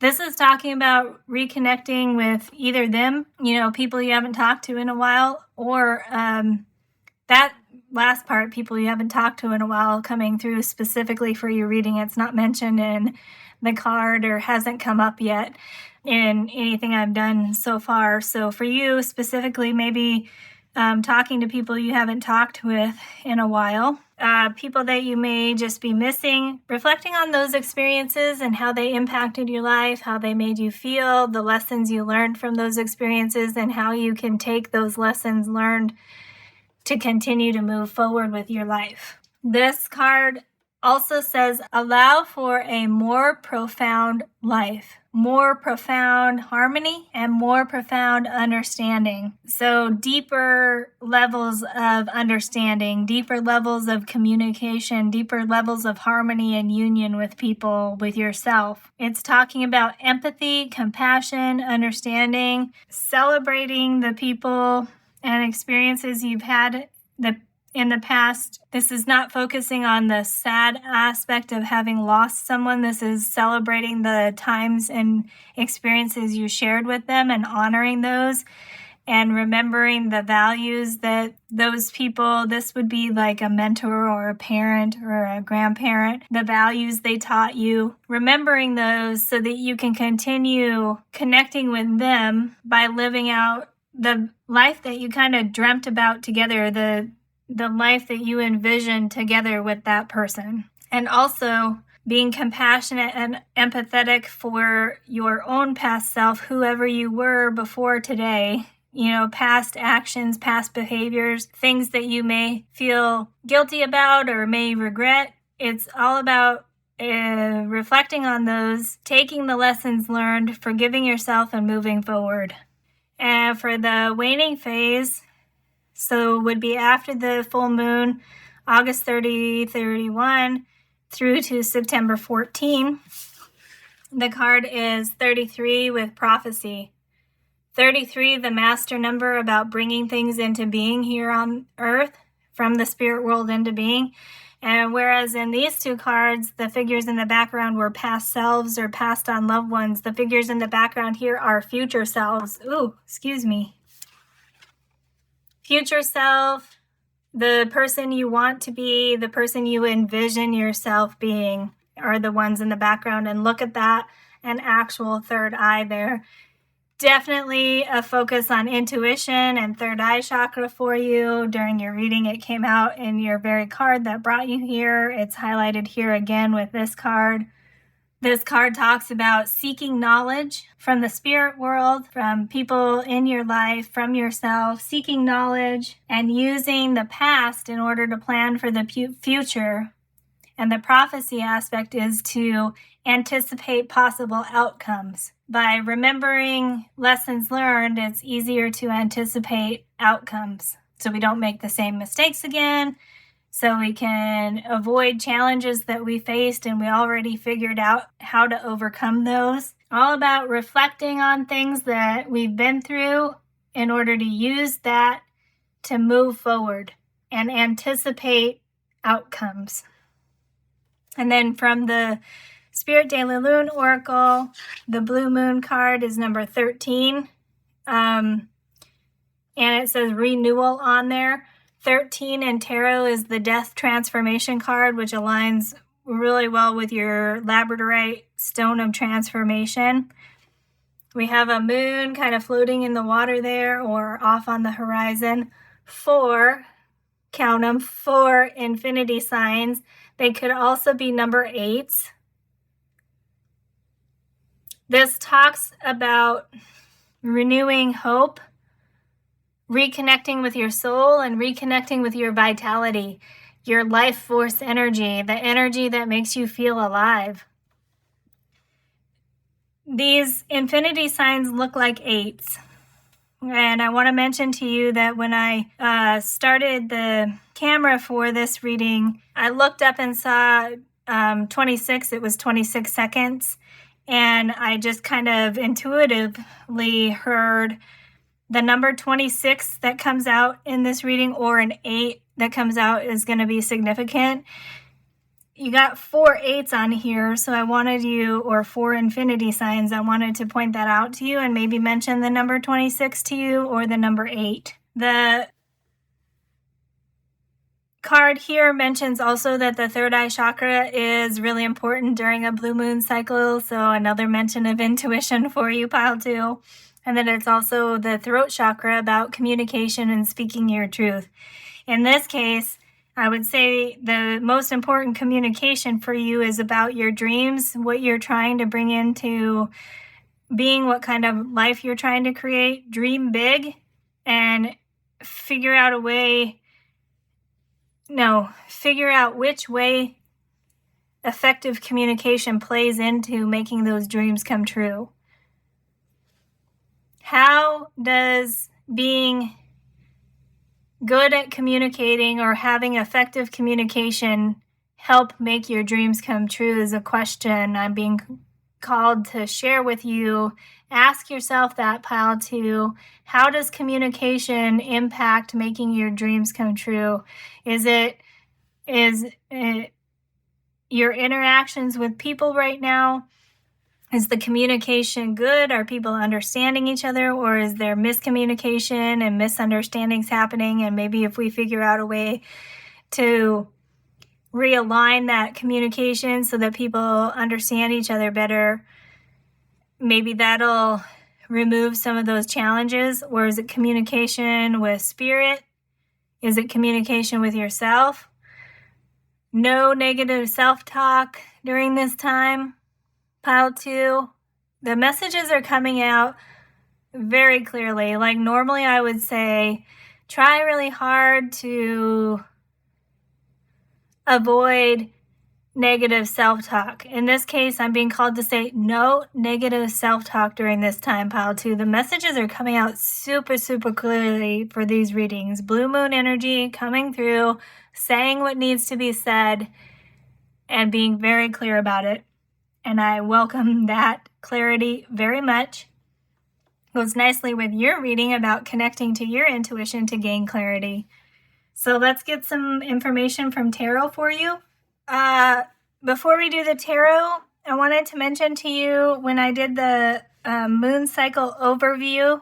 No, we don't need those cards, but 2 things came out as potential signs and symbols for you to look out for, and your card specifically said be on the lookout for messages. Basically, it says be open to any signs from universe, from spirit.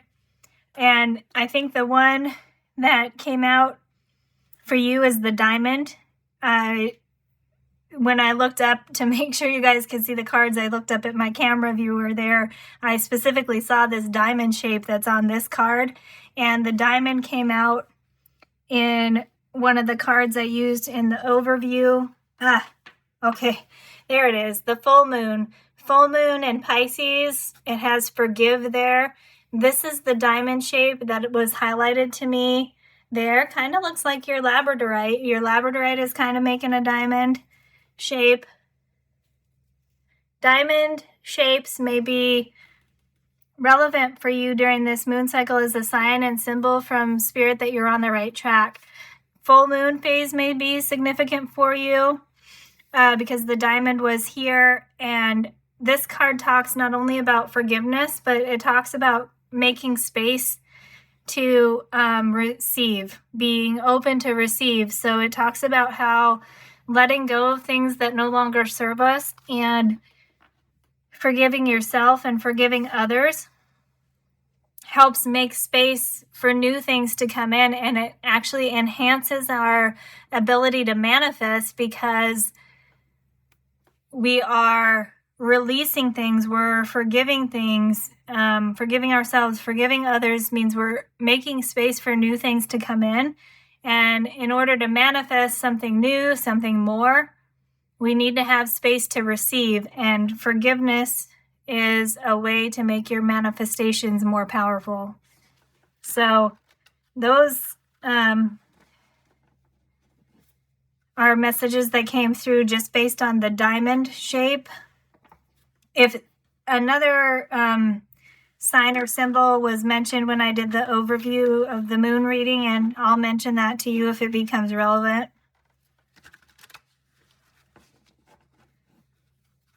Yeah, okay. I just heard it is relevant because I just said that, and then I looked at this card here that has the raven. So the other symbol that was mentioned in the overview was just a feather as a sign or symbol from spirit that you're on the right path. In your case, Palo 2, this is very specifically a black feather because of the raven there.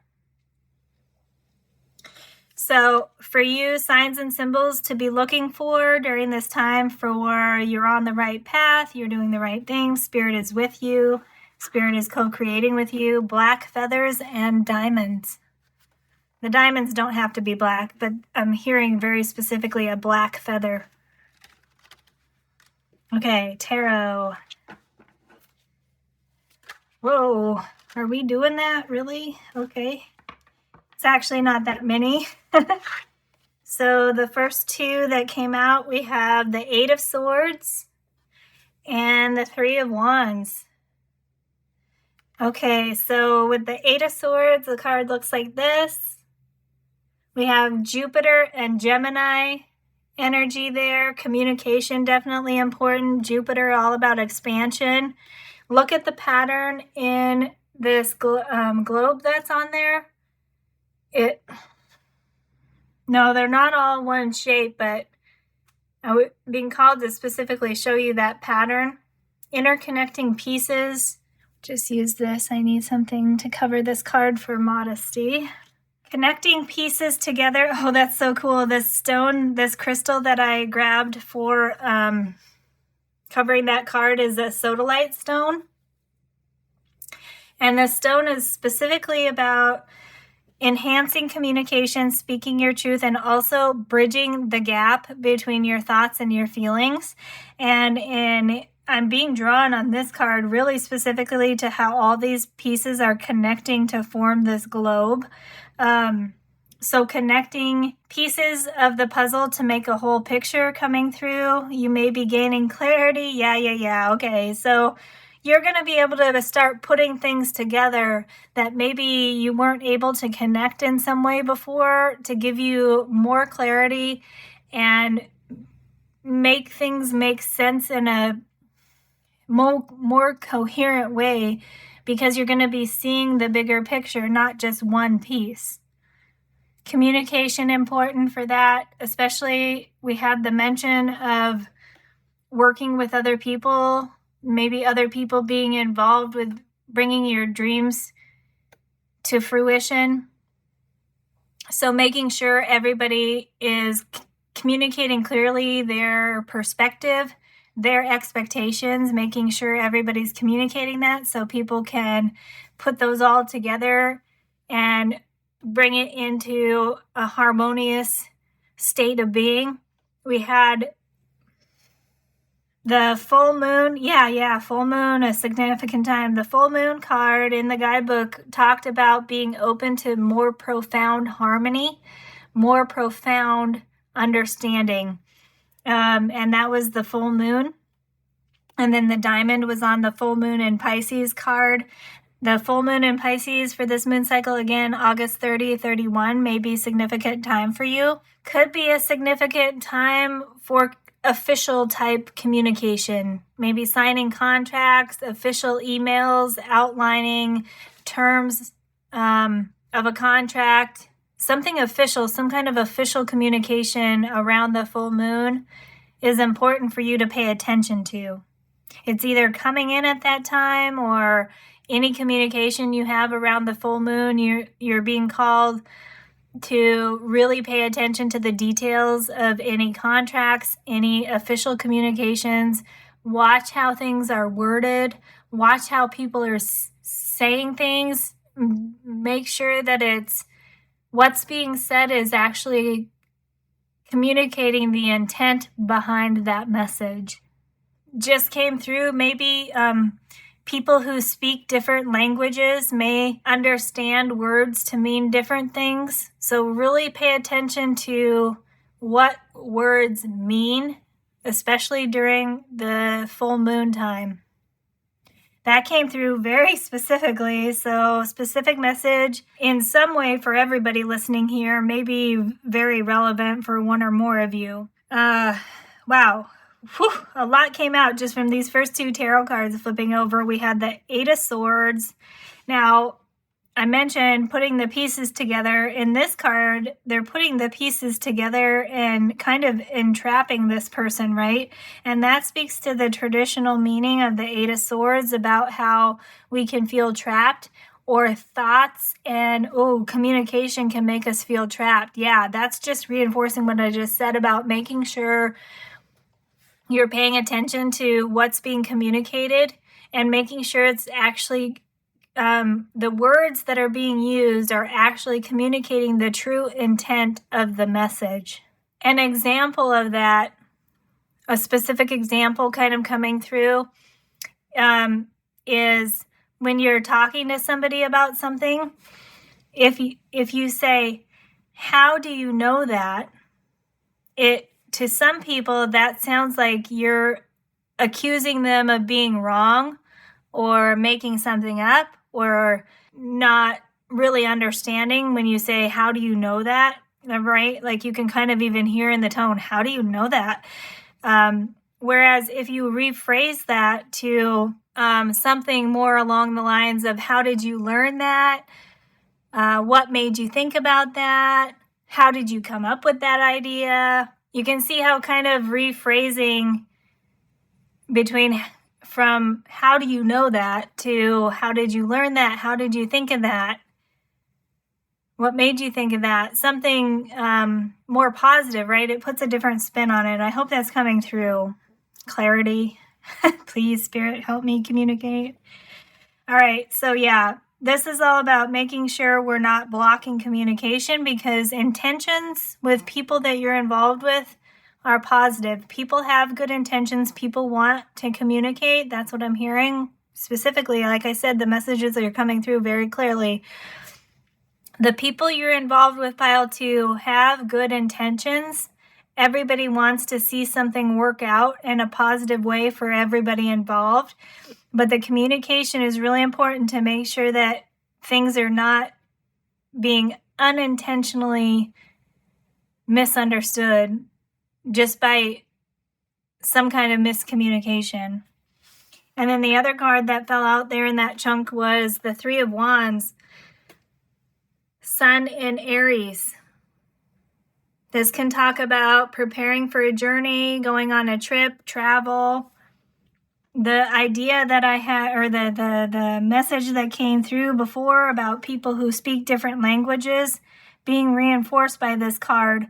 Maybe some kind of international contract needs to be very clearly looked at to make sure that people who speak different languages understand the true meaning of the contract, understand the true meaning of the message. That keeps coming out over and over again. I'm trying really hard to say it in different ways, and it's just basically like, make sure the words mean what you want them to mean. Make sure people understand the words you're using in the way you want them to understand. Communication, super important.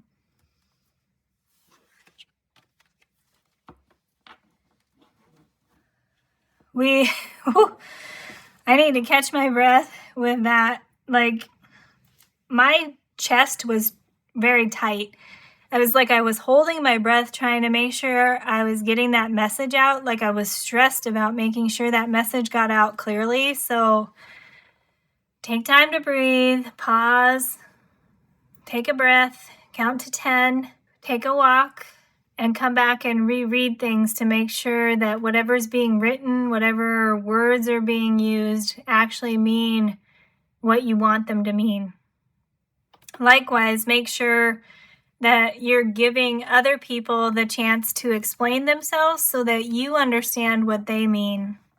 Some kind of interaction with people who speak different languages here that could actually be, the actual languages, like English versus French, or English, German, Arabic, Chinese, whatever. Or it could just be a metaphor for people who aren't really understanding each other easily. Let's keep going here. We went from gaining clarity through intuition to a really, really solid focus on clear communication. All of those are really important. Clear communication, clarity, and your intuition. Like, your intuition is kind of going to give you information when people are not understanding each other. So really listen to your intuition when you feel like there's just some kind of misunderstanding. There's probably some kind of misunderstanding. Especially if people immediately react to something in a negative way, like if people get triggered by something that is said, it's probably because a word that was used is triggering them for some reason, and it was unintentional by whoever used that word. Another example that just came through was sometimes you hear people saying, I need you to do this for me, when really what they probably mean is, what they could mean is, if you do this, it will help accomplish this other thing. Or the role that I see you playing in this situation is this or that, instead of just, I need you to do this or that. Kind of explaining, if you need to ask somebody to do something, pile 2, like try and avoid saying, I need you to do this. Maybe having to explain to somebody, like, if they do this thing, then it will lead to this positive outcome. Something like that. From tarot, we have the 10 of Wands. Yeah, Saturn and Sagittarius. So the burdens we carry. Oh, man. Yeah, having to explain yourself in 2 or 3 or 4 ways is really annoying and can feel like a burden. This may be indication of the burden that you're going to have to carry during this moon cycle. The blue moon is paying super close attention to detail on words being used in communication. It's actually like a burden for me to try and say that over and over again. It's like I feel like I'm just repeating myself, and I feel like I want to come up with something else to tell you. It feels like a burden, but it's important to make sure that communication is clear during this time. Like I told you, the messages are coming through very clearly for me from this blue moon energy. And so it's really, really, the energy for you is make sure you pay attention to detail, any kind of communications that are going on during this time. Otherwise, it's going to create burdens that aren't really unnecessary. Unnecessary burdens will be created if people misunderstand each other during this time.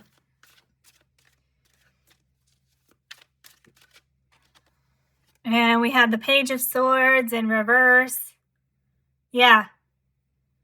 Communication coming in may be blocked. It's just saying it over and over again. Here's the Page of Swords card. Air element, communication, ideas, thoughts, new messages coming in, new ideas, new communication coming in. This is blocked. This is reversed. We had the mention from the card that brought you here about as the moon grows, my visions show creativity increasing, creativity flows. Yeah, so it's like your visions are growing is what your card was saying from the beginning, and your creativity is growing. Page of Swords can indicate creativity coming in, new ideas, new thoughts, new communications. And this is just the reason why it's reinforced. It's not, or the reason why it's reversed is not because you are blocked from creativity or receiving information, but the reason it's reversed is because it's reinforcing the message about how important it is for clear communication to happen during this time so that everybody truly understands what's going on.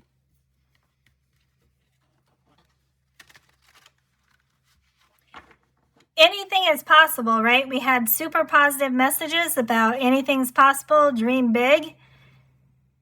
And this is telling you that a challenge that you're going to face is the communication aspect of that, bringing that dream, bringing that impossible to the realm of possible. It's the communication factor that's going to be the challenge for you in that, in some way, pile 2. Okay, we had 2 come out. It's my whole... Oh, look at that. Oh, no, the whole deck was not reversed. Was it? No, okay. The whole deck was not reversed, so these came out in reverse on purpose. We had the Page of Cups.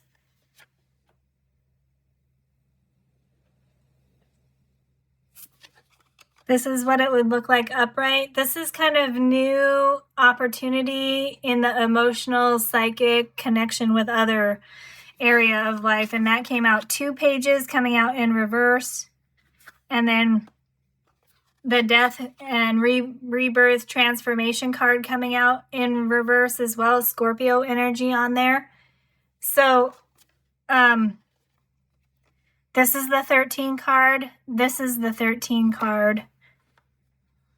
Look at these together. This may be reversed because of something when I show you this may mean something to somebody. So basically,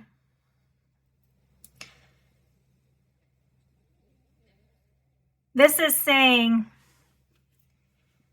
misunderstandings, miscommunication is the cause of new ideas, new connections, and transformation from taking place.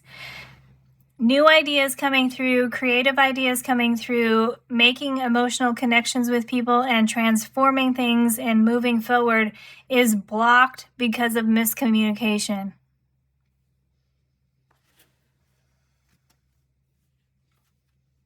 Now, this could actually be what's going on in your current situation, or this is a really, really strong message from Spirit and Blue Moon energy for you that it's like a warning. Like, if people are not communicating clearly, then connections, ideas, thoughts, and transformation is going to be blocked. And we had Labradorite and your card talking about gaining clarity through connecting with your intuition. Anything's possible, connecting to the magic in the world. So intuition, clarity, clear communication, super important to avoid unnecessary burdens. I want to show you, this reading is really, really, really referencing the shadow aspect of the card that brought you here with the so this is from the Spirit de la Lune Oracle. And this is the first page where we got that affirmation. And here is where it talks about the shadow. So before I show this to you, I want to highlight first, this is not saying that you are miscommunicating or you are using the wrong words or you are misunderstanding. This could very well be somebody that you are interacting with is misunderstanding. They're miscommunicating. They're not being clear, right? So the shadow aspect, take this how it resonates. This shadow aspect could be talking about you. It could be talking about somebody you're dealing with that's creating these challenges. In the shadow here, it says you, but please keep in mind it may be somebody you're dealing with. So shadow, you are unfocused and cannot see clearly. Reconnect and set your intentions again. Keep an open mind during this time. So either you or people you're dealing with are not focused, they're not seeing clearly, and in order to overcome those challenges, need to be reminded to keep an open mind and reconnect and set your intentions again. Set intentions, like sent, the word, every time I try and say set your intentions, I started out saying sent. So before you send something, before somebody else sends something, it needs to be looked at really clearly to make sure it's saying what's actually meant to be said. All right, tarot, are we getting more tarot?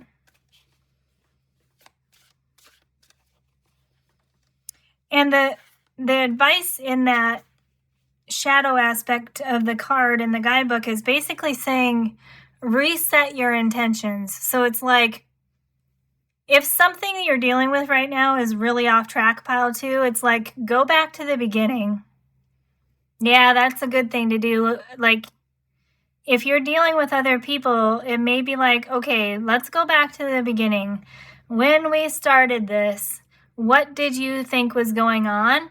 What did you expect to happen? What did you hope to happen? Even saying, what did you expect? if you use that tone, what did you expect? That can sound triggering to some people. So what were you hoping to see happen? What did you think this meant? Revisiting how something started and getting people back on the same understanding of something is a recommendation coming through from Spirit at this time. What's this one? Knight of Wands reversed. Fire element. This is what it looks like upright. Knight of Wands is normally the really fast knight in the deck. So fast action, quick action. Yeah, this is reversed because it's telling you somebody that you're dealing with, you or somebody you're dealing with, needs to slow down, regroup, revisit something that happened in the beginning of the situation, reset it so everybody's on a clear understanding. This is really focused on interactions with other people at this time. This reading is pile 2. If it's not really relating to you in terms of dealing with other people, it's almost like reviewing, like this card here said, reviewing your past. Like, example coming through, like, when I started this job, what was I hoping to happen? And how did that go off track? Or how did that get misconstrued? Or how did that misunderstanding? Replaying conversations that you had with people. Like, it's really, really talk about interactions with other people. Yeah, the example that came through was when you started a job, right? That has deep personal meaning, but it also involves interaction with other people. It's a reading about dealing with other people. If in some way you're taking this to resonate with you on something that only applies to you as an individual, then please take those messages if they're resonating. But really, the focus here of this reading is talking about interactions with other people. All right. This card can be seen here still. Yes, it can. I can stop playing around with these. Okay, these cards here, let's get some more advice and guidance for you. These cards here are meant to be kind of beginning of the moon cycle, end of the moon cycle. It could just be like beginning phase energy, ending phase energy. I'm almost being called, like, because we had that idea of go back to the beginning to make sure everybody's on the same page, everybody's understanding each other. Go back to the beginning. Maybe things need to be reset. Maybe contracts need to be rewritten. Agreements need to be rephrased. So this is almost like more clarity on that beginning phase. We'll see. Yeah, the candle just went out. So yeah, that's what this is going to be. And then we'll see what this means. So I will get another candle for you, but we're just going to let that smoke from there help clearer. Cause like I still feel a lot of tension. Pile 2, if you are feeling stressed right now, I really feel for you. I'm like giving you like a big hug or a high five or a kick in the butt, whatever. Like, I'm sorry if you're dealing with a lot of tension and stress right now. That's what I'm feeling. And like the overall message is because it's like whatever stress and tension is being caused is because there's some kind of miscommunication. So from the Queen of the Moon Oracle, the Void, number 1, Dark Moon. The guidebook for this talks about how, whereas the full moon, highlighted to the full moon at the beginning with like the diamond and the Pisces, the diamond there assigned for you and a black feather. It says, and where the full moon gets all the publicity, all the attention for making anything possible, basically, which is really cool because that's what your Labradorite and your Envision card said. And the whole idea of the blue moon is dream big, bring the impossible into being.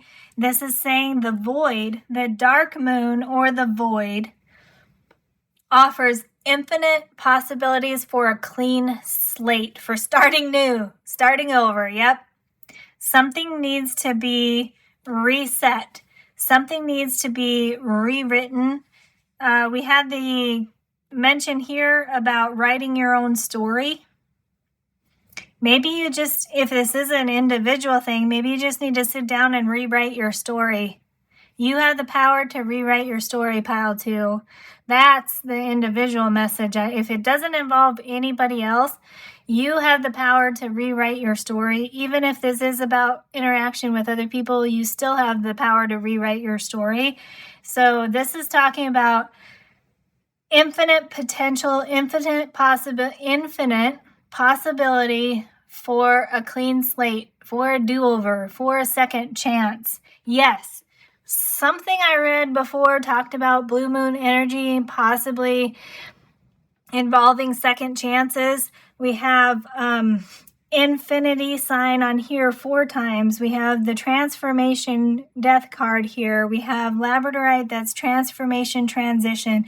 And we have this here talking about infinite possibility for a clean slate, for a new phase, for moving forward, some new chapter of your life, resetting something back to the beginning so that it can be done the way it was meant to be done from the very beginning. Like the way that something was meant to be the first time can be reset so that the lessons learned coming from these cards here can be applied to this situation. It can be reset so that it can actually turn out the way people involved, you and people involved, wanted it to turn out in the first place.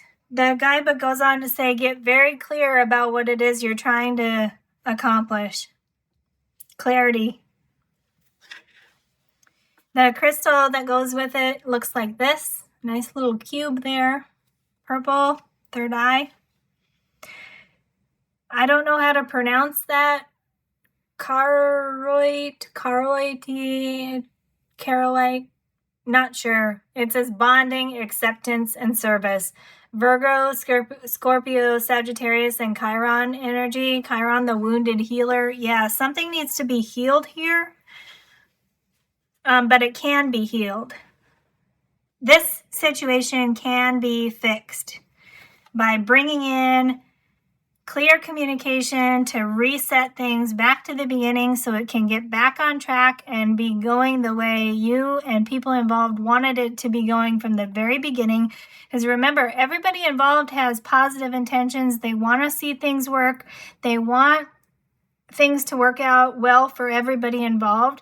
Something just got miscommunicated and it got out of hand. Something related to misunderstandings, burdens, conflicts happened because communication was disrupted. Communication was not clear. And it can be fixed by fixing the communication. All right, this says, I'll put it here so you can see.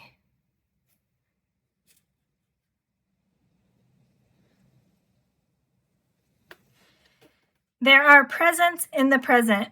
This crystal shows you the gifts of living in the moment, enhancing gratitude and appreciation for the day-to-day. This is true acceptance, letting go of expectations for what your life should be and embracing what is right now by just being. This crystal brings deep healing to your physical and emotional selves, down to the very cells, by reconfiguring your old programming into a new way of processing your daily life. Yeah, rewrite something. Rewrite your story, rewrite the contract, go back to the beginning and start over. After all, it is about perspective. Yeah, make sure everybody is sharing their expectations. Make sure everybody is sharing their perspective. And keep talking about it until people understand each other.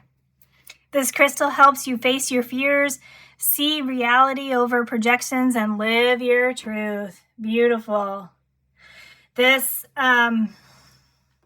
A crystal that supports this blue moon cycle is called sodalite. I have, this one's sodalite. We mentioned it before. This is a pendulum of pendulum of sodalite. This also helps you speak your truth and bring in clear communication. So something related to sodalite, maybe a crystal if you want to work with that. And then, this is like you have infinite possibilities to make big dreams come true, full moon energy. And this is bringing in dark moon energy. You have infinite opportunities to start over. There you go. That's what it is. Infinite opportunities for a clean slate to rewrite things, go back to the beginning and start over. Second chances. Yeah. All right. I really hope this is coming through, pile 2. Please let me know in the comments if something is not clear, and I will try and clarify for you. I think the feeling that I have about the messages not coming through clearly is because that's the energy going on in your situation. However, if I'm not being clear that we need to have clear communication, compassion, and understanding, please let me know in the comments what part of this is confusing so I can add more detail. Sometimes I think about things after the readings that I'm like, oh, I wish I would have said that. Or something. Sometimes things don't occur to me until after the reading. So by the time you comment, I may be able to add something more that can be helpful. So let's keep going. I'm not sure yet. It's almost like these are going to be the 2 that end your reading, and we're going to get, normally I get final advice from this Soul Helper deck, but it wants me to get 2 cards here and then 2 cards here, and we'll see what happens there. Before I do that, I said I was going to get you a new candle. I'm going to do that right now. As I was grabbing this candle, I heard take time to stop and smell the flowers. Take time and stop and smell the roses. So that goes in nicely with slow down, pile 2. Encourage people that you're involved with, slow down, regroup. Let's take a minute, pause, reflect. And this crystal here really talking about being in the present. Enjoy the present. It's like people enjoy each other's company. They want the same thing for each other.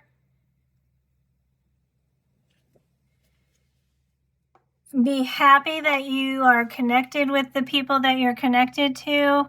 Know that there's positive intentions with everybody involved. Enjoy the connection that you have, and then work on the communication to make it even better. To reset some of this stuff that got off track somehow. Another kind of piece of advice coming through for how to reset this is, go back to the beginning.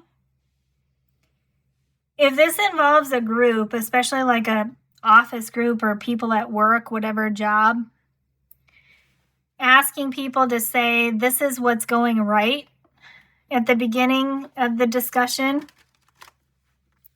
Now, if people are frustrated, if they're misunderstood and frustrated, it's going to be super easy for just everybody to talk about what's going wrong, what the problems are. So advice coming through is to start off discussion with, let's go through what's working right now, what's making people happy, what is going as people hoped it would go, what is going as expected. Try to cover the positives before the negatives in any discussions, basically, is what it comes down to. What's working? What if it can work, right? That saying that we hear sometimes when instead of saying, well, what if it goes wrong? Well, what if it goes right? What if it goes right? What's working right now? What are the positives? Start off with the positives, pile 2. That can be really, really super difficult. And that's why good communication is really important. But whatever discussions need to take place, whatever communications need to take place, it can be, this reset can be facilitated by starting by reviewing what's working and reviewing the positives. What people like about the current situation, what you like about the current situation. The first card that wants to be turned over here, number 40. You are caught up in drama. Act to free yourself, change, and blossom again. There you go. Thank you, Spirit. This sums up everything that I've been trying to say. Thank you, Spirit. Pile 2. You are caught up in drama. Act to free yourself, change, and blossom again. Number 40. And it wants the second one too. It says number 33. Cool. 2 33s in your reading. 2 master number 33. It says, listen to the eternal song of your soul. Tune into it and learn to trust it. Yeah, blue moon energy is going to help with that. This card here about renewal talked about reconnecting with your soul, reconnecting with your vitality. So in some way, listen to the song of your soul, learn to trust it. The 33 number, master number, 33 here, all about bringing things into being, bringing ideas into reality, bringing thoughts into practical solutions. That's coming through here. It's like I said we were going to get 2, but I want a third one to help us know how do we pile 2 learn to listen to our soul, tune in, learn to trust it. It's going to be through intuition, through third eye.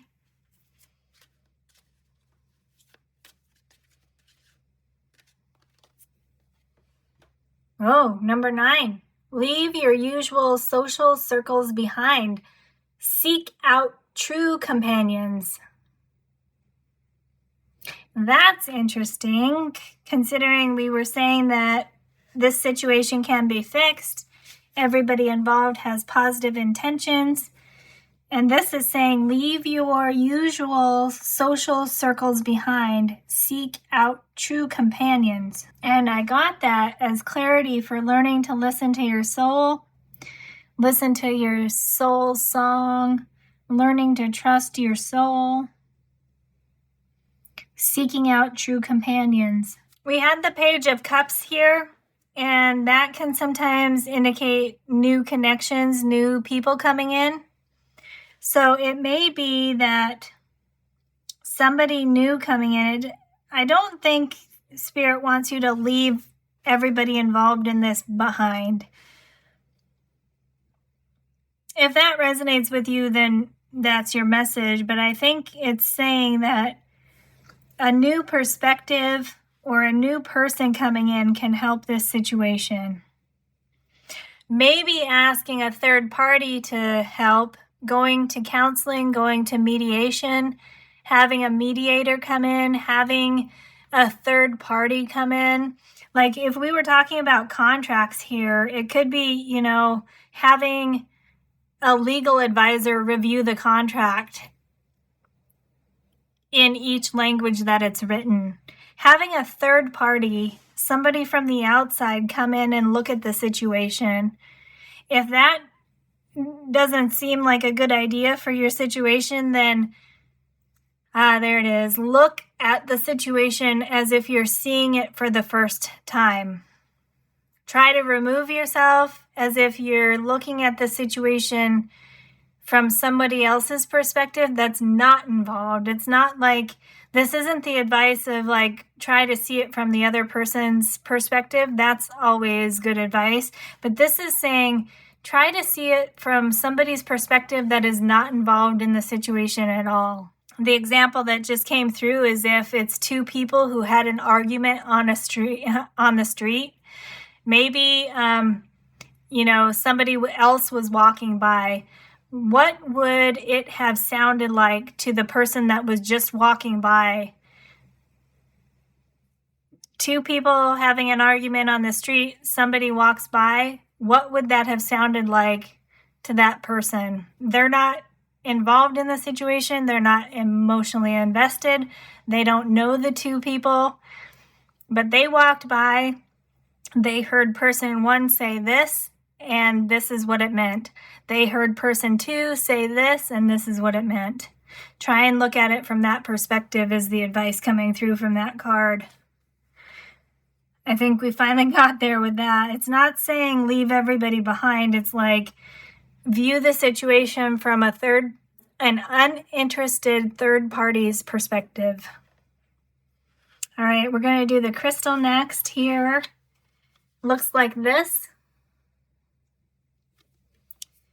Snakeskin agate, strength, privacy, self-love. We have Gemini and Mercury energy there.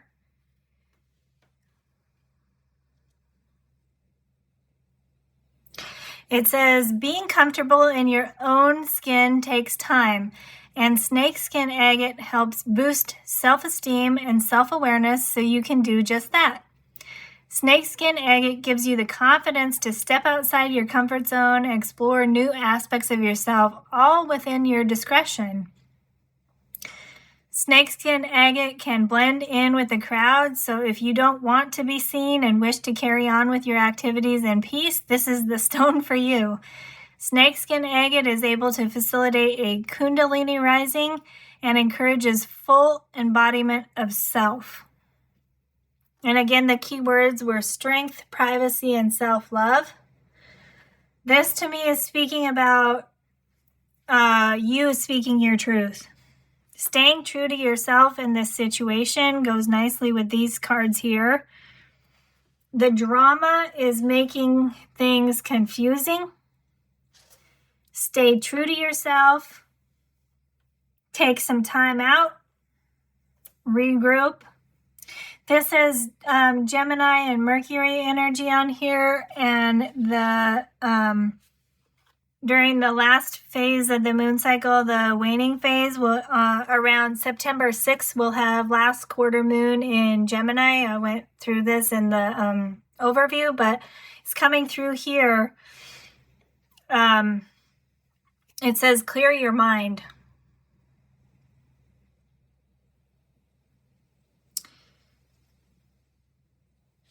This said, something earlier said, keep an open mind. This is saying clear your mind. This is reinforcing it. All right, so this card basically, have an open mind came out earlier. This card in the guidebook, I'll show you the guidebook here.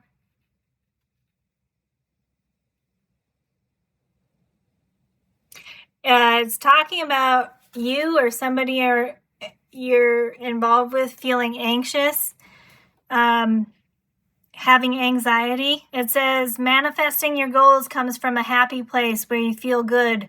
So focus on making a list of your concerns and then talk them through to clear your mind. Yeah, okay. So the snakeskin agate here kind of was talking about staying true to yourself. So if you have to have a discussion with somebody, pile 2, write down your list privately with just you first. Write down your list of concerns first, and then have the discussion. And start with the positives first. This is the positives that I want to discuss, and then move into the things that are more negative. That's an exercise you can do to make sure that you're prepared to clearly communicate.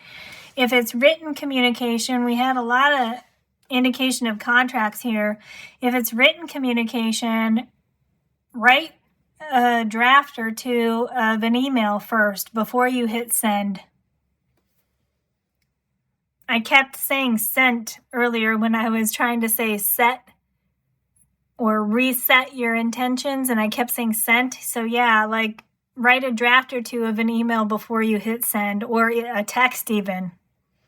And then try to see when you read it how the other person may read it. Make sure you're using the words that tell the person what you're actually trying to tell them. And the final card for you, pile 2. Number 2, I love it. Your card was 2, and here's a 2. And we have new moon beginnings.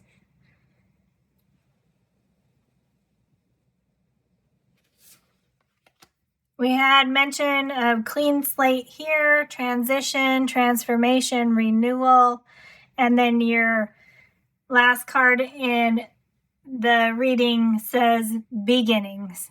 Begin again. That may be a Taylor Swift song, something about beginning again. Yep, go back to the beginning and begin again. Second chances, begin again. Begin again. Yeah, I'm really being called just to leave it with that. That'll resonate with each and every one of you listening to this on a different level. This last card here, begin again. Begin again. All right, pile 2, that was quite the reading. I hope that I was clear for sure. That's the whole point of this reading, is to bring about clear communication, bring clarity through intuition, dream big, turn the impossible into the possible, reset a situation, a second chance, reset something so that it's back on track. Stay true to yourself. Begin again. I hope this reading was helpful. Again, let me know in the comments if I can clarify anything for you. Thank you so much for spending time with me. I do wish you the best of luck on your journey, and I hope to see you again in a future reading. Hello, pile 3. Welcome to this monthly moon reading for the Blue Moon Cycle 2023. A blue moon is a special moon cycle, only happens once every 2.5 years or so. A time to think about things that are uncommon, things that rarely happen. Expect the unexpected. Dream big. Try to turn the impossible into the possible. Also a time of reflection and renewal. Based on the 2 cards that are for pile 3 in this reading, I think the reflection is a key aspect of your reading. The card that you picked is number 35, Waning Crescent. 35 reduces to 8. We had the earth element on there and keyword rest. This card talks about just that, resting. It talks about resting your body, resting your mind, resting your soul. It talks about how when we rest, we are allowing our body to rest and then recharge, to receive energy, connect with our soul, connect with our heart. And it's easier for us to gain clarity on our soul's purpose when we're working with a rested body. A lot of emphasis in the guidebook here on actual physical health things that are related to rest, so getting enough sleep, and that actually makes sense, physical health, because you have the earth element on there. Drinking water, eating well, taking a break, not overworking yourself, not over-exercising, not doing too much. Basically just allowing yourself to take a break, allowing your body to rest. There's one card I want to bring in for you. This is from the Soul's Journey Oracle. It says health, and it says, I will honor the physical vessel that enshrines my soul. When I thought of this card when I was reading about the card that you picked, because it basically is a reminder to us that we are a soul in a human body right now. And based on the crystal, if you didn't see the intro, I chose an additional crystal for the blue moon. I separated the blue crystals and then shuffled, and this is the crystal that you got. And based on what this crystal says, I think you're being advised by Spirit here to go into hermit mode for a little while. Rest and reflection, the key of this reading so far. because this crystal is blue obsidian. It talks about expansion, divination, and astral travel. We have Aquarius and Saturn energy on there. It says, cool to the core. Blue obsidian is created from natural volcanic glass that has the ability to expand one's natural talents. Here's what it looks like if you'd like to screenshot. It says, astral travel and envisioning dreams are protected and safe when you are using this crystal. A powerful divination stone, blue obsidian enhances psychic abilities, uncovers natural talents for the unknown. It clears away mental clutter and makes way for clear channeling of intuitive messages, allowing you to focus on one message at a time. A natural healer, blue obsidian promotes circulation for your body and opens the aura to receive. So a lot going on there that ties in nicely with a blue moon cycle in terms of energy here. I think the reason I mentioned that I think you're being prepared or being advised to go into hermit mode is because you're being prepared for some kind of enhancement of your psychic abilities, expansion of your psychic abilities, potentially astral travel if that's something that resonates with you. You are being prepared for leveling up in your connection with spirit in some way, likely some kind of psychic ability to tap into your intuition. And I think it's because of the idea of dreaming big and bringing the impossible into the realm of possible that you're being advised to rest now and reflect and plan for making those dreams come true and making the impossible into the possible. It's like your pre-game almost. It's like spirit wants you resting and reflecting because you're going to be stepping into your natural psychic talents in order to bring your dreams into reality, to co-create with spirit. It wants you well rested, mind, body, soul, heart, well rested so that you're ready to do this and go after your dreams. So you have from the Queen of the Moon Oracle, you have number 43 reduces to 7. The blue moon card for this oracle says the unexpected. It mentions, the things unexpected can happen during the blue moon. It says be ready to dream big, but also to take practical baby steps in order to co-create with spirit. That's the part that I think really resonates for your pile, because this rest card also mentioned be very deliberate about any actions you are taking or if you need to take any action at all. These cards here talk about the overall moon cycle. I did an overview reading of the entire moon cycle, and here I'll go over that again, but I'm focusing on the messages that are specific to you. I'm loving the greens and blues matching up here with the unexpected. Looks like a portal. To me here, we've got the trees inside this card. Stepping into a portal, it's surrounded by some electricity there. Really speaks to me about connecting the spirit world to the earthly world, especially with your earth element here and the blue obsidian. Connecting spirit to earth. You co-creating with spirit and thinking about the practical steps you need to take, and then being deliberate about the steps that you do take, and being really discerning about whether or not you need to take any action at all. The cards that you have go really nicely with the waxing phase, the growing phase of the moon cycle from the witching hour oracle, also called the maiden phase. We have number 31. It says honoring the past. This is all about reflecting on the past you, basically. It really says before you were enlightened, the unenlightened you. So basically reflecting on who you were before you started on this spiritual path. This card also talks about reflecting on lessons learned. So anything that you experienced in the past, reflecting on that, taking those lessons learned and then applying them to your life now.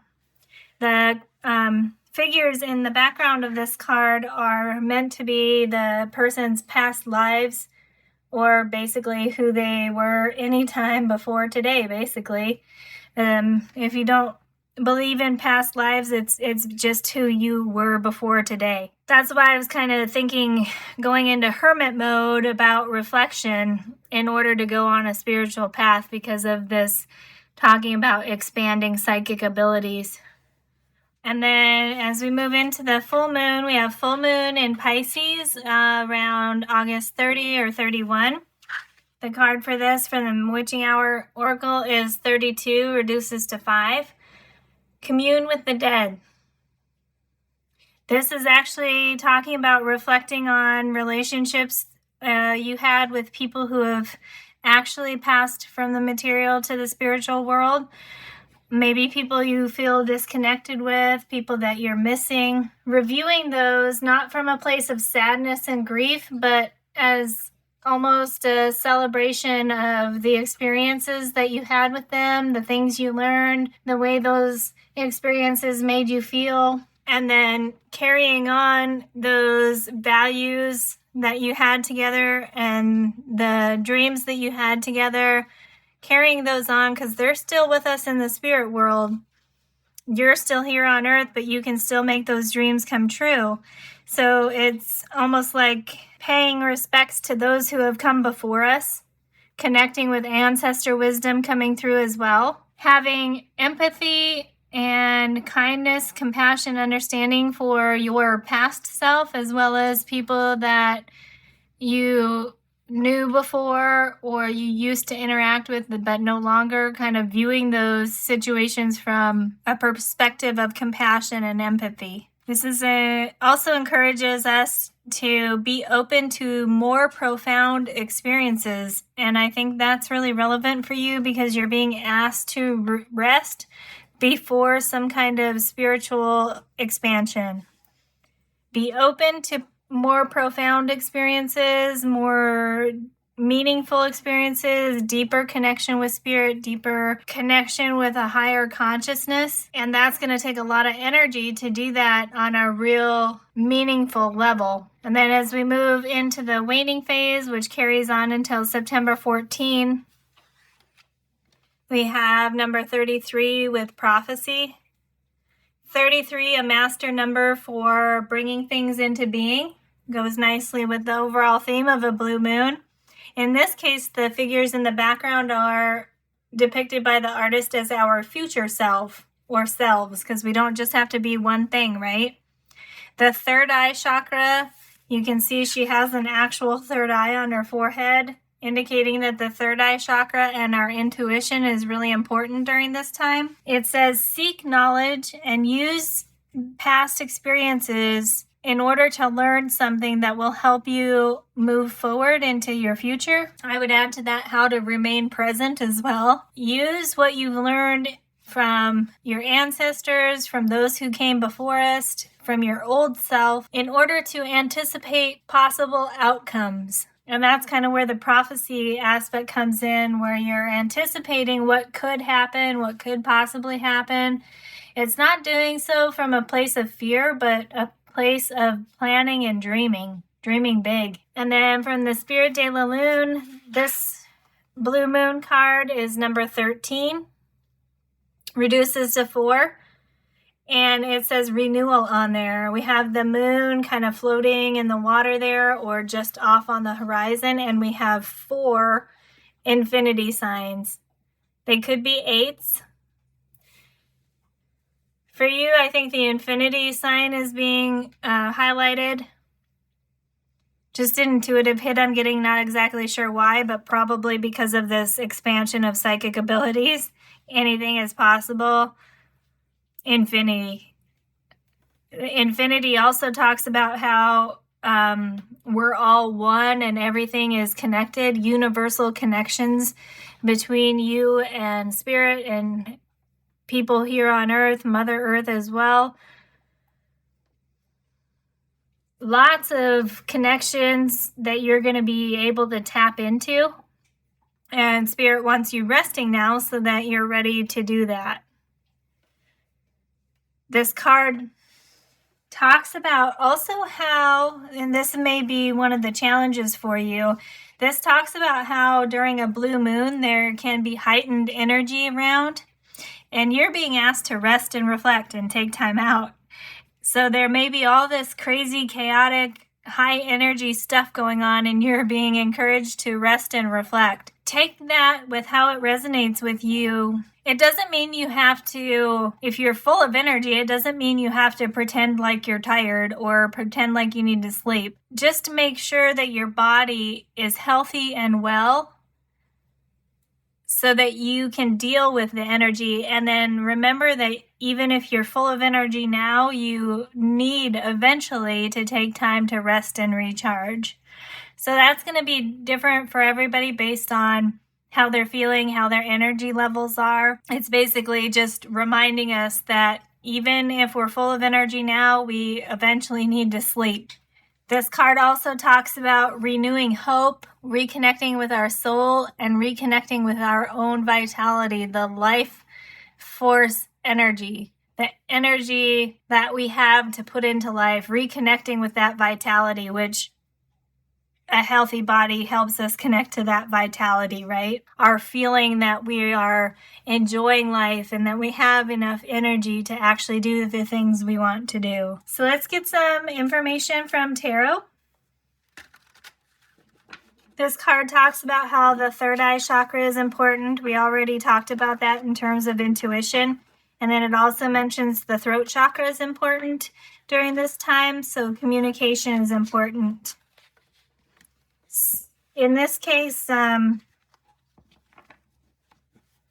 think this rest and reflection for you, pile 3, is getting to a place where you are feeling confident, ready, and able to speak your truth and to communicate with spirit through your intuition and psychic abilities in a way where you feel good about it. It's not scary. It's not creepy. It's the way of communicating with spirit where you just know it's spirit that you're communicating with, because spirit is compassionate and kind, and you get to a place where you're trusting your ability to listen to your intuition and know when it's spirit guiding you, right? There can be all kinds of misinformation, miscommunication coming through with all the input we have coming in through the world, different people saying things, different things we watch, different things we read. And this is getting to a place where you trust your connection with spirit and you trust your intuition. And spirit's kind of asking you to take that time of reflection and rest so you are really in tune with those feelings that you get that give you that confidence that you can trust your intuition.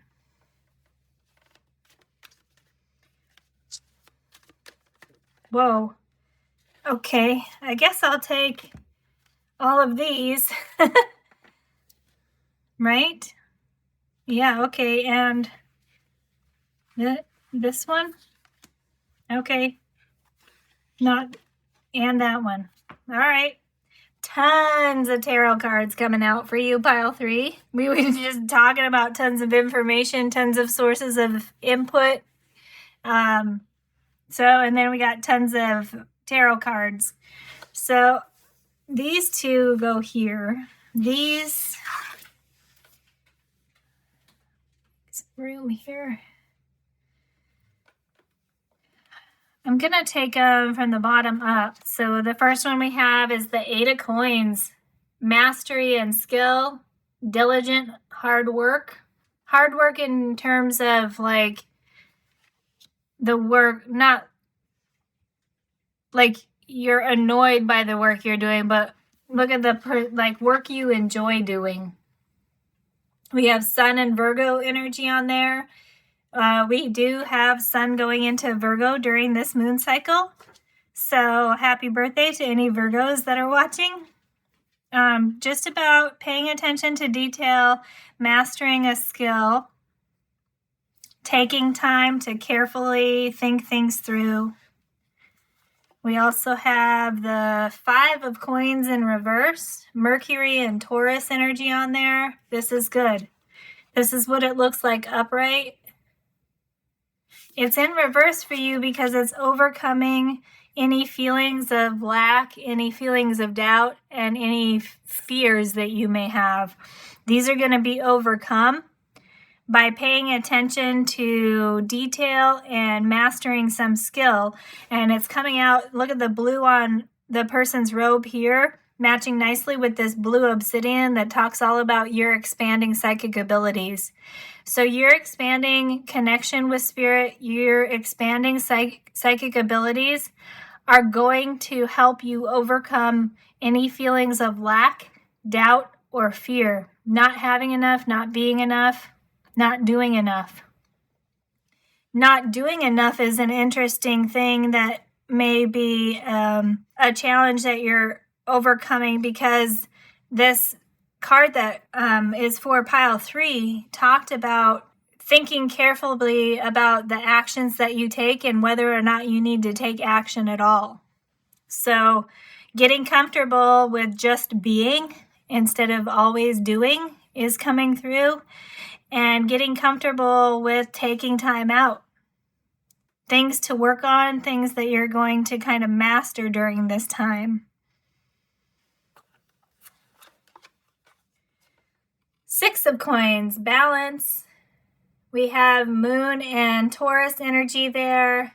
6 of Coins talks about the balance between giving and receiving, having enough to give and being open to receive. All earth energy coming through, matches nicely with your card. These 2 are now moving down here, so I have enough room. And the Queen of Swords, air energy, more Libra energy. We have this 6 of Coins here. Actually has like a little trinket in their hand that is the Libra sign.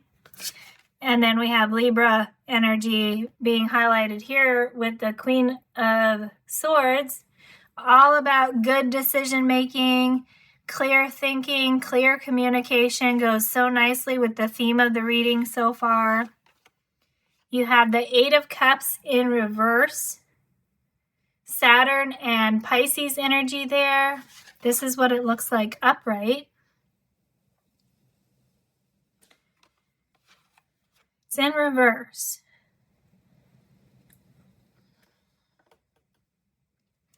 The first thing that came through was astral travel for some reason because of the blue energy that's around the figure in the card. 8 of Cups can talk about walking away from something. This is kind of the card about deciding whether to stay or whether to go.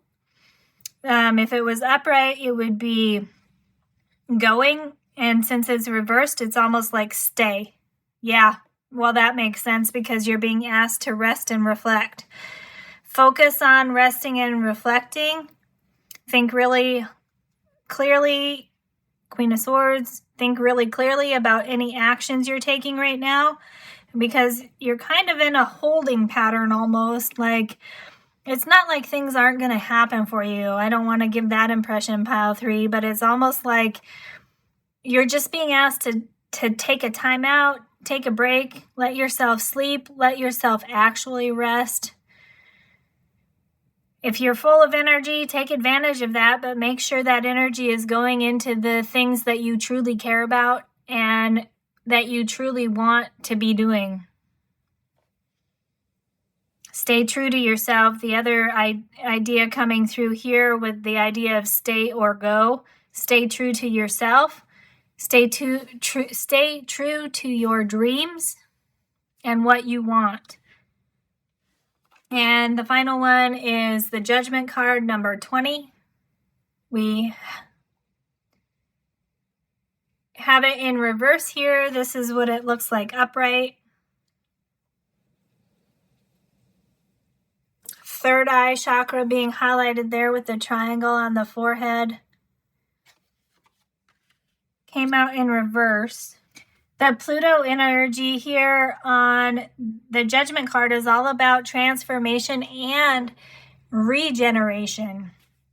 The focus, I think, for you is on the regeneration part because you have the rest and reflection so that you can regenerate.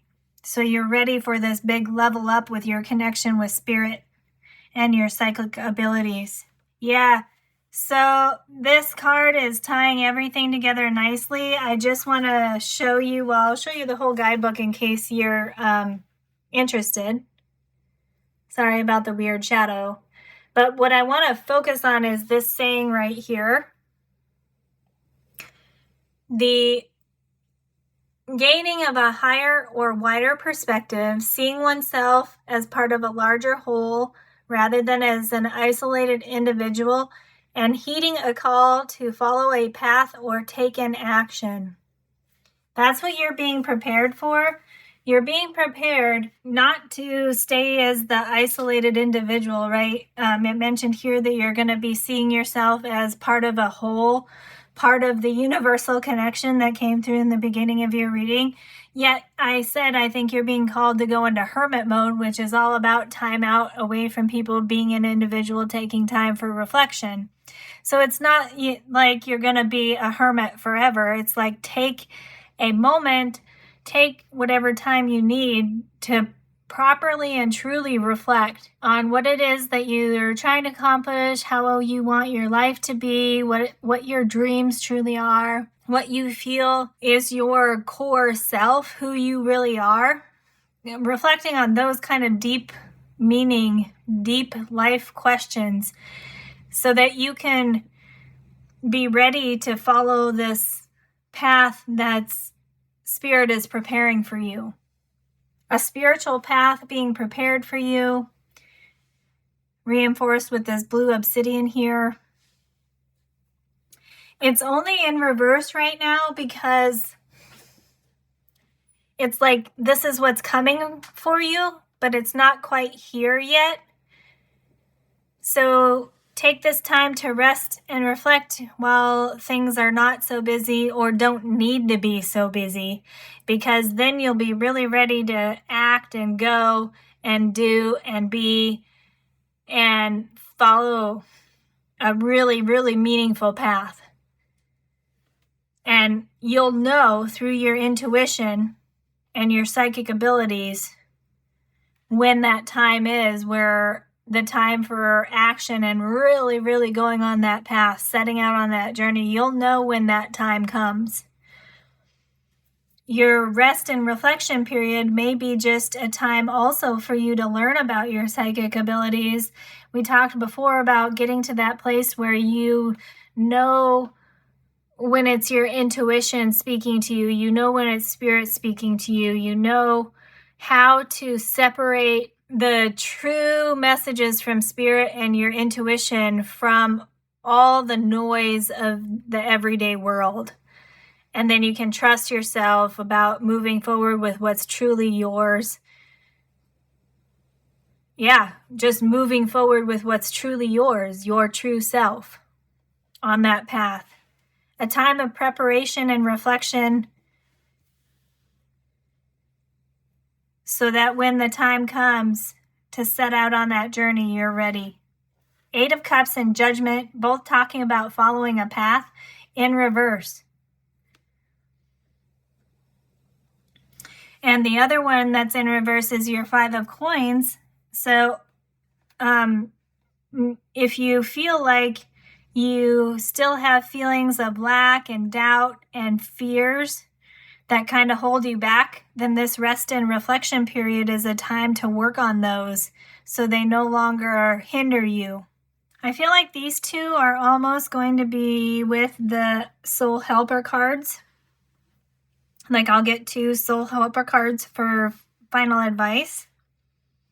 So these other crystal cards and Queen of the Moon oracles are meant to be kind of beginning of the moon cycle, so around August 15 or 16, new moon in Leo, and end of the cycle around September 14. And remember, we had the full moon happening August 30, 31, full moon in Pisces. So for beginning energy, we have number 9 with assessing. First quarter moon. Nice. Look at, she is high up in the sky on a hot air balloon, looking out and assessing things. That's beautiful. I mean, that just says everything that we just talked about, right? And then because it says first quarter moon, I want to get you the first quarter moon that came from these Moonology manifestation cards. Here's the new moon in Leo. It says shine. That's that high energy coming through as well. First quarter moon in Sagittarius says believe in your good luck. So that goes with this card here. This talks about how luck is on your side right now. Believe in it, trust in it, be happy for it, express gratitude for it. But don't get caught up in just being lucky. Don't get arrogant about it.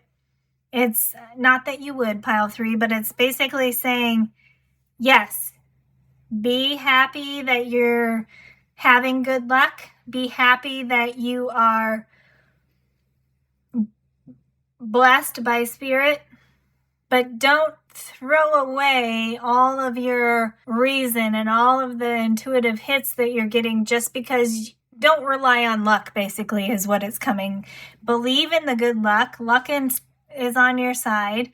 Spirit wants to co-create with you, but stay humble and don't take it for granted, basically. Be grateful. Be grateful for this time that Spirit is giving you to assess and reflect.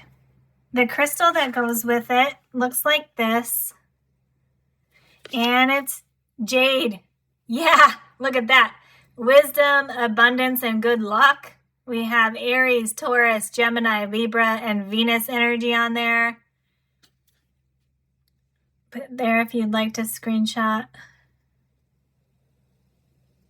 More luck. Yes, beautiful. I love it. You are stepping into a time of wisdom, abundance, and good luck. Enjoy. Take time to enjoy that. That's part of resting too, right? Resting doesn't mean you just have to be laying around and sleeping. If you need to sleep, definitely do that. Give your time out. Laying around is cool. But resting can also be just enjoying the abundance that you have. You've worked hard, I'm sure, pile 3, to accomplish the things you've accomplished, to get the things that you wanted to get. Make sure you take time to enjoy them. This says, jade is highly prized and sacred, a wonderful stone for protection and healing, known as the dream stone. Yeah, dream big, pile 3. Jade will stimulate messages and channel them into your dreams when placed on your third eye chakra. More intuitive messages coming in for you, pile 3, about wisdom, abundance, and good luck coming in through your third eye chakra, just like on this card here, to give you those intuitive hits about how to be wise, abundant, and lucky. And you need to be sleeping and resting in order for you to understand those messages coming in from Spirit. This may be an actual communication coming in your actual dreams while you're sleeping. It could also just be, giving you more information about the dreams that you have about like the things that you want, the life that you want to create for yourself. Says the ultimate good luck charm, jade promotes prosperity in every aspect of your life by opening the heart chakra and boosting your ability to receive. Wealth is nothing without your health. Take care of yourself, pile 3. And jade is a reminder of this true abundance, amplifying the good fortune of your vitality. Remember, you are a spiritual being having a human experience.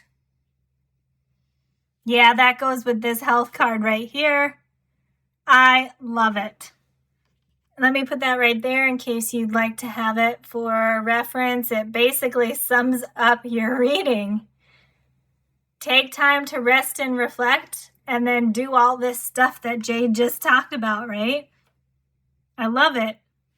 And then towards the end of the cycle, we have self-love, number 6. Yeah, all about taking care of yourself.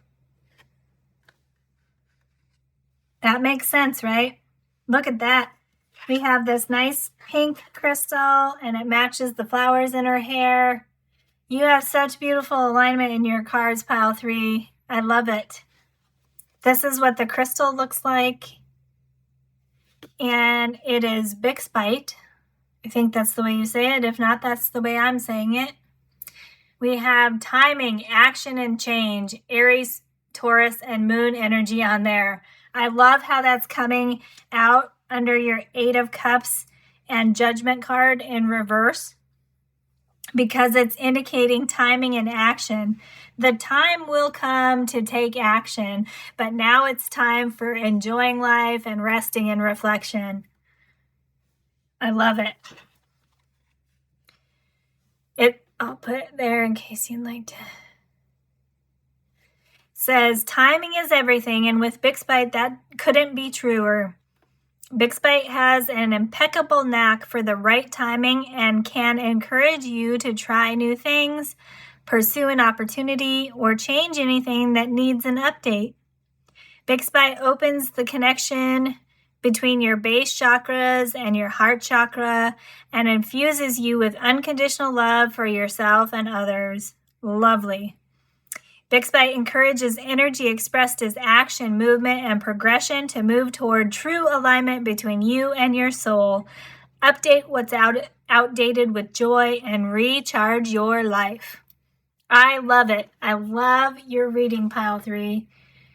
This came out so beautifully towards the end with these 2 cards here about self-love and the adventure that's waiting to happen for you. This card here, this first quarter moon in Sagittarius, it also talked about remember that life is an adventure. So you need to be rested and have a good understanding about your true self before you set out on an adventure, so that you can truly enjoy the adventure and that you don't get lost along the way. I love it. All right, we're going to get some final advice and guidance, final closing thoughts here from tarot. These 2 tarot, and this Soul Helper Oracle. Just took some time to rearrange it a little bit. Okay, so the first tarot card. Okay, actually, Soul Helper Tarot, Soul Helper Tarot, Soul Helper, okay? So for this spot, a Soul Helper Oracle, there it is. Number 11, the time is right. Seize the day and make progress on your soul path. I love it. Another indication of timing for you. Another indication that you will know when the time is right. 11 is the master number for being the visionary. And this is telling me that you will know when the time is right. You will know when it's time to seize the day. And you will know when and what action, when to take the action and what actions to take to make progress on your true soul path. You'll know that. This period of rest and reflection is preparing you. Be confident that you can trust your intuition and your ability to connect with spirit so that you can know when the time is right to act and seize the day. Because that time is coming. It goes nicely. I love it. It goes nicely with this Judgment card over here. They just seem to match to me. Like that's what's coming for you. This is what you're being prepared for, pile 3. And Spirit wants you ready, wants you well rested, well reflected, confident in yourself, confident in your intuition. It's beautiful. You'll know when the time is right. And then the tarot card that goes there, the 2 of Wands, personal power card. Mars and Aries, that's a card of action. Mars energy and Aries energy.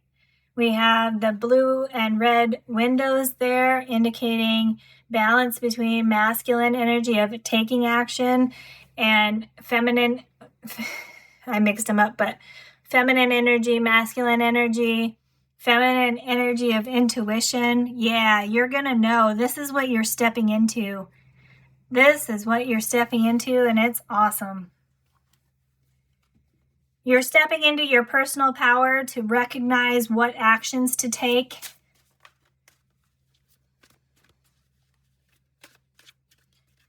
And all of this is preparation for it. Getting your mind, body, soul, heart into a place ready to receive and ready to step into this powerful personal power.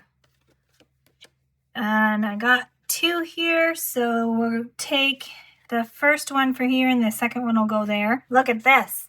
The one that goes here, let me just set that there for now. The one that goes here is number 43, and this is a 43. Look at that. These 2 match. 43, 43, 7, 7. This says, have courage. Awaken the warrior of light within you. Yeah. Yes, yes, yes. I love this card. And it goes with the unexpected there that talked about dreaming big, taking the practical steps to co-create with Spirit to turn the impossible into the possible. I love this card because she is in that superhero pose that you see in all the movies. And look at this thing flying at her. So with your reading, and I got this when this card came out another time before. If you're hearing this for a second time, it's definitely confirmation for you. We just had this discussion about knowing when the time is right, knowing what actions to take, knowing if you need to take any action at all, clear decision making with this Queen of Swords. And what I love about this card is she is ready. She's watching whatever's coming for her. And if this is something that's good for her and she wants, she's going to reach up and grab it and use it with her personal power to get what she wants. And if it's not good for her, she's just going to lift her hand and push it away. All she has to do is lift one hand and that thing that's flying towards her will be put off track. She just has to put her hand up and that thing is going to go away. She's going to be like, nope, not for me. No, thank you. I love, love, love it. The other tarot card after that is the 4 of Coins, stability, safety, security. We have Capricorn and Sun, achievement, success, hard work. 4 of Coins definitely talks about safety and security. You're protected during this time. We had that come out, I'm pretty sure, before, but either way, Spirit protecting you, guiding you, watching over you. Yeah. Astral travel and envisioning dreams are protected and safe. Your dreams are safe. Your dreams are protected. What I'm getting from this is don't feel rushed right now. It may be a challenge for you if all this heightened energy is making you think you have to act now or you're going to miss out on your dreams. This is saying your dreams are safe and protected. So take that time to rest and reflect. Connect with your true heart. Connect with your true self. Connect with your soul. Get to a place where you trust your intuition. You trust your connection with Spirit. You know how to deal with feelings of lack, feelings of doubt, and fears. I think sometimes when this is reversed, it's like you're not going to have any fear anymore. You're not going to doubt. You're going to feel like you have everything. But the truth is, feelings of lack, doubt, and fears are just part of life, and they have a habit of resurfacing. New ones come along. What this is talking about is your ability to master your own skills and abilities to overcome those. So get to a place where you know that you can overcome feelings of lack, feelings of doubt, and that you can overcome your fears. And then it's time to act. And you'll know when it's time to act. So Spirit is saying your dreams and the things that you want are not going away. They're protected. They're meant for you. So don't feel rushed to act. The person in this card has the key around their neck. They have the key. Your dreams are safe, and you have the key to unlock them, and you'll know when the time is right. And the final soul helper card that came out there, number 2, beautiful. Follow the path of your soul. Do not allow anyone or anything to stop you. I love it.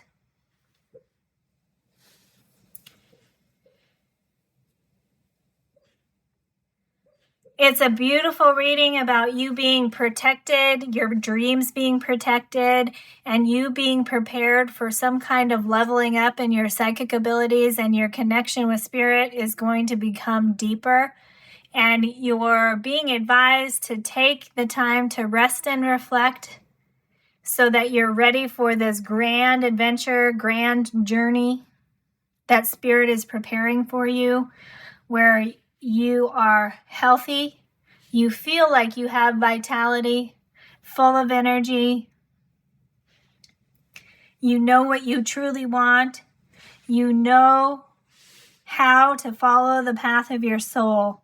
This is what you're stepping into, where you'll know when to act, you'll know when the time is right, and you'll know how to tell when you're on your soul path.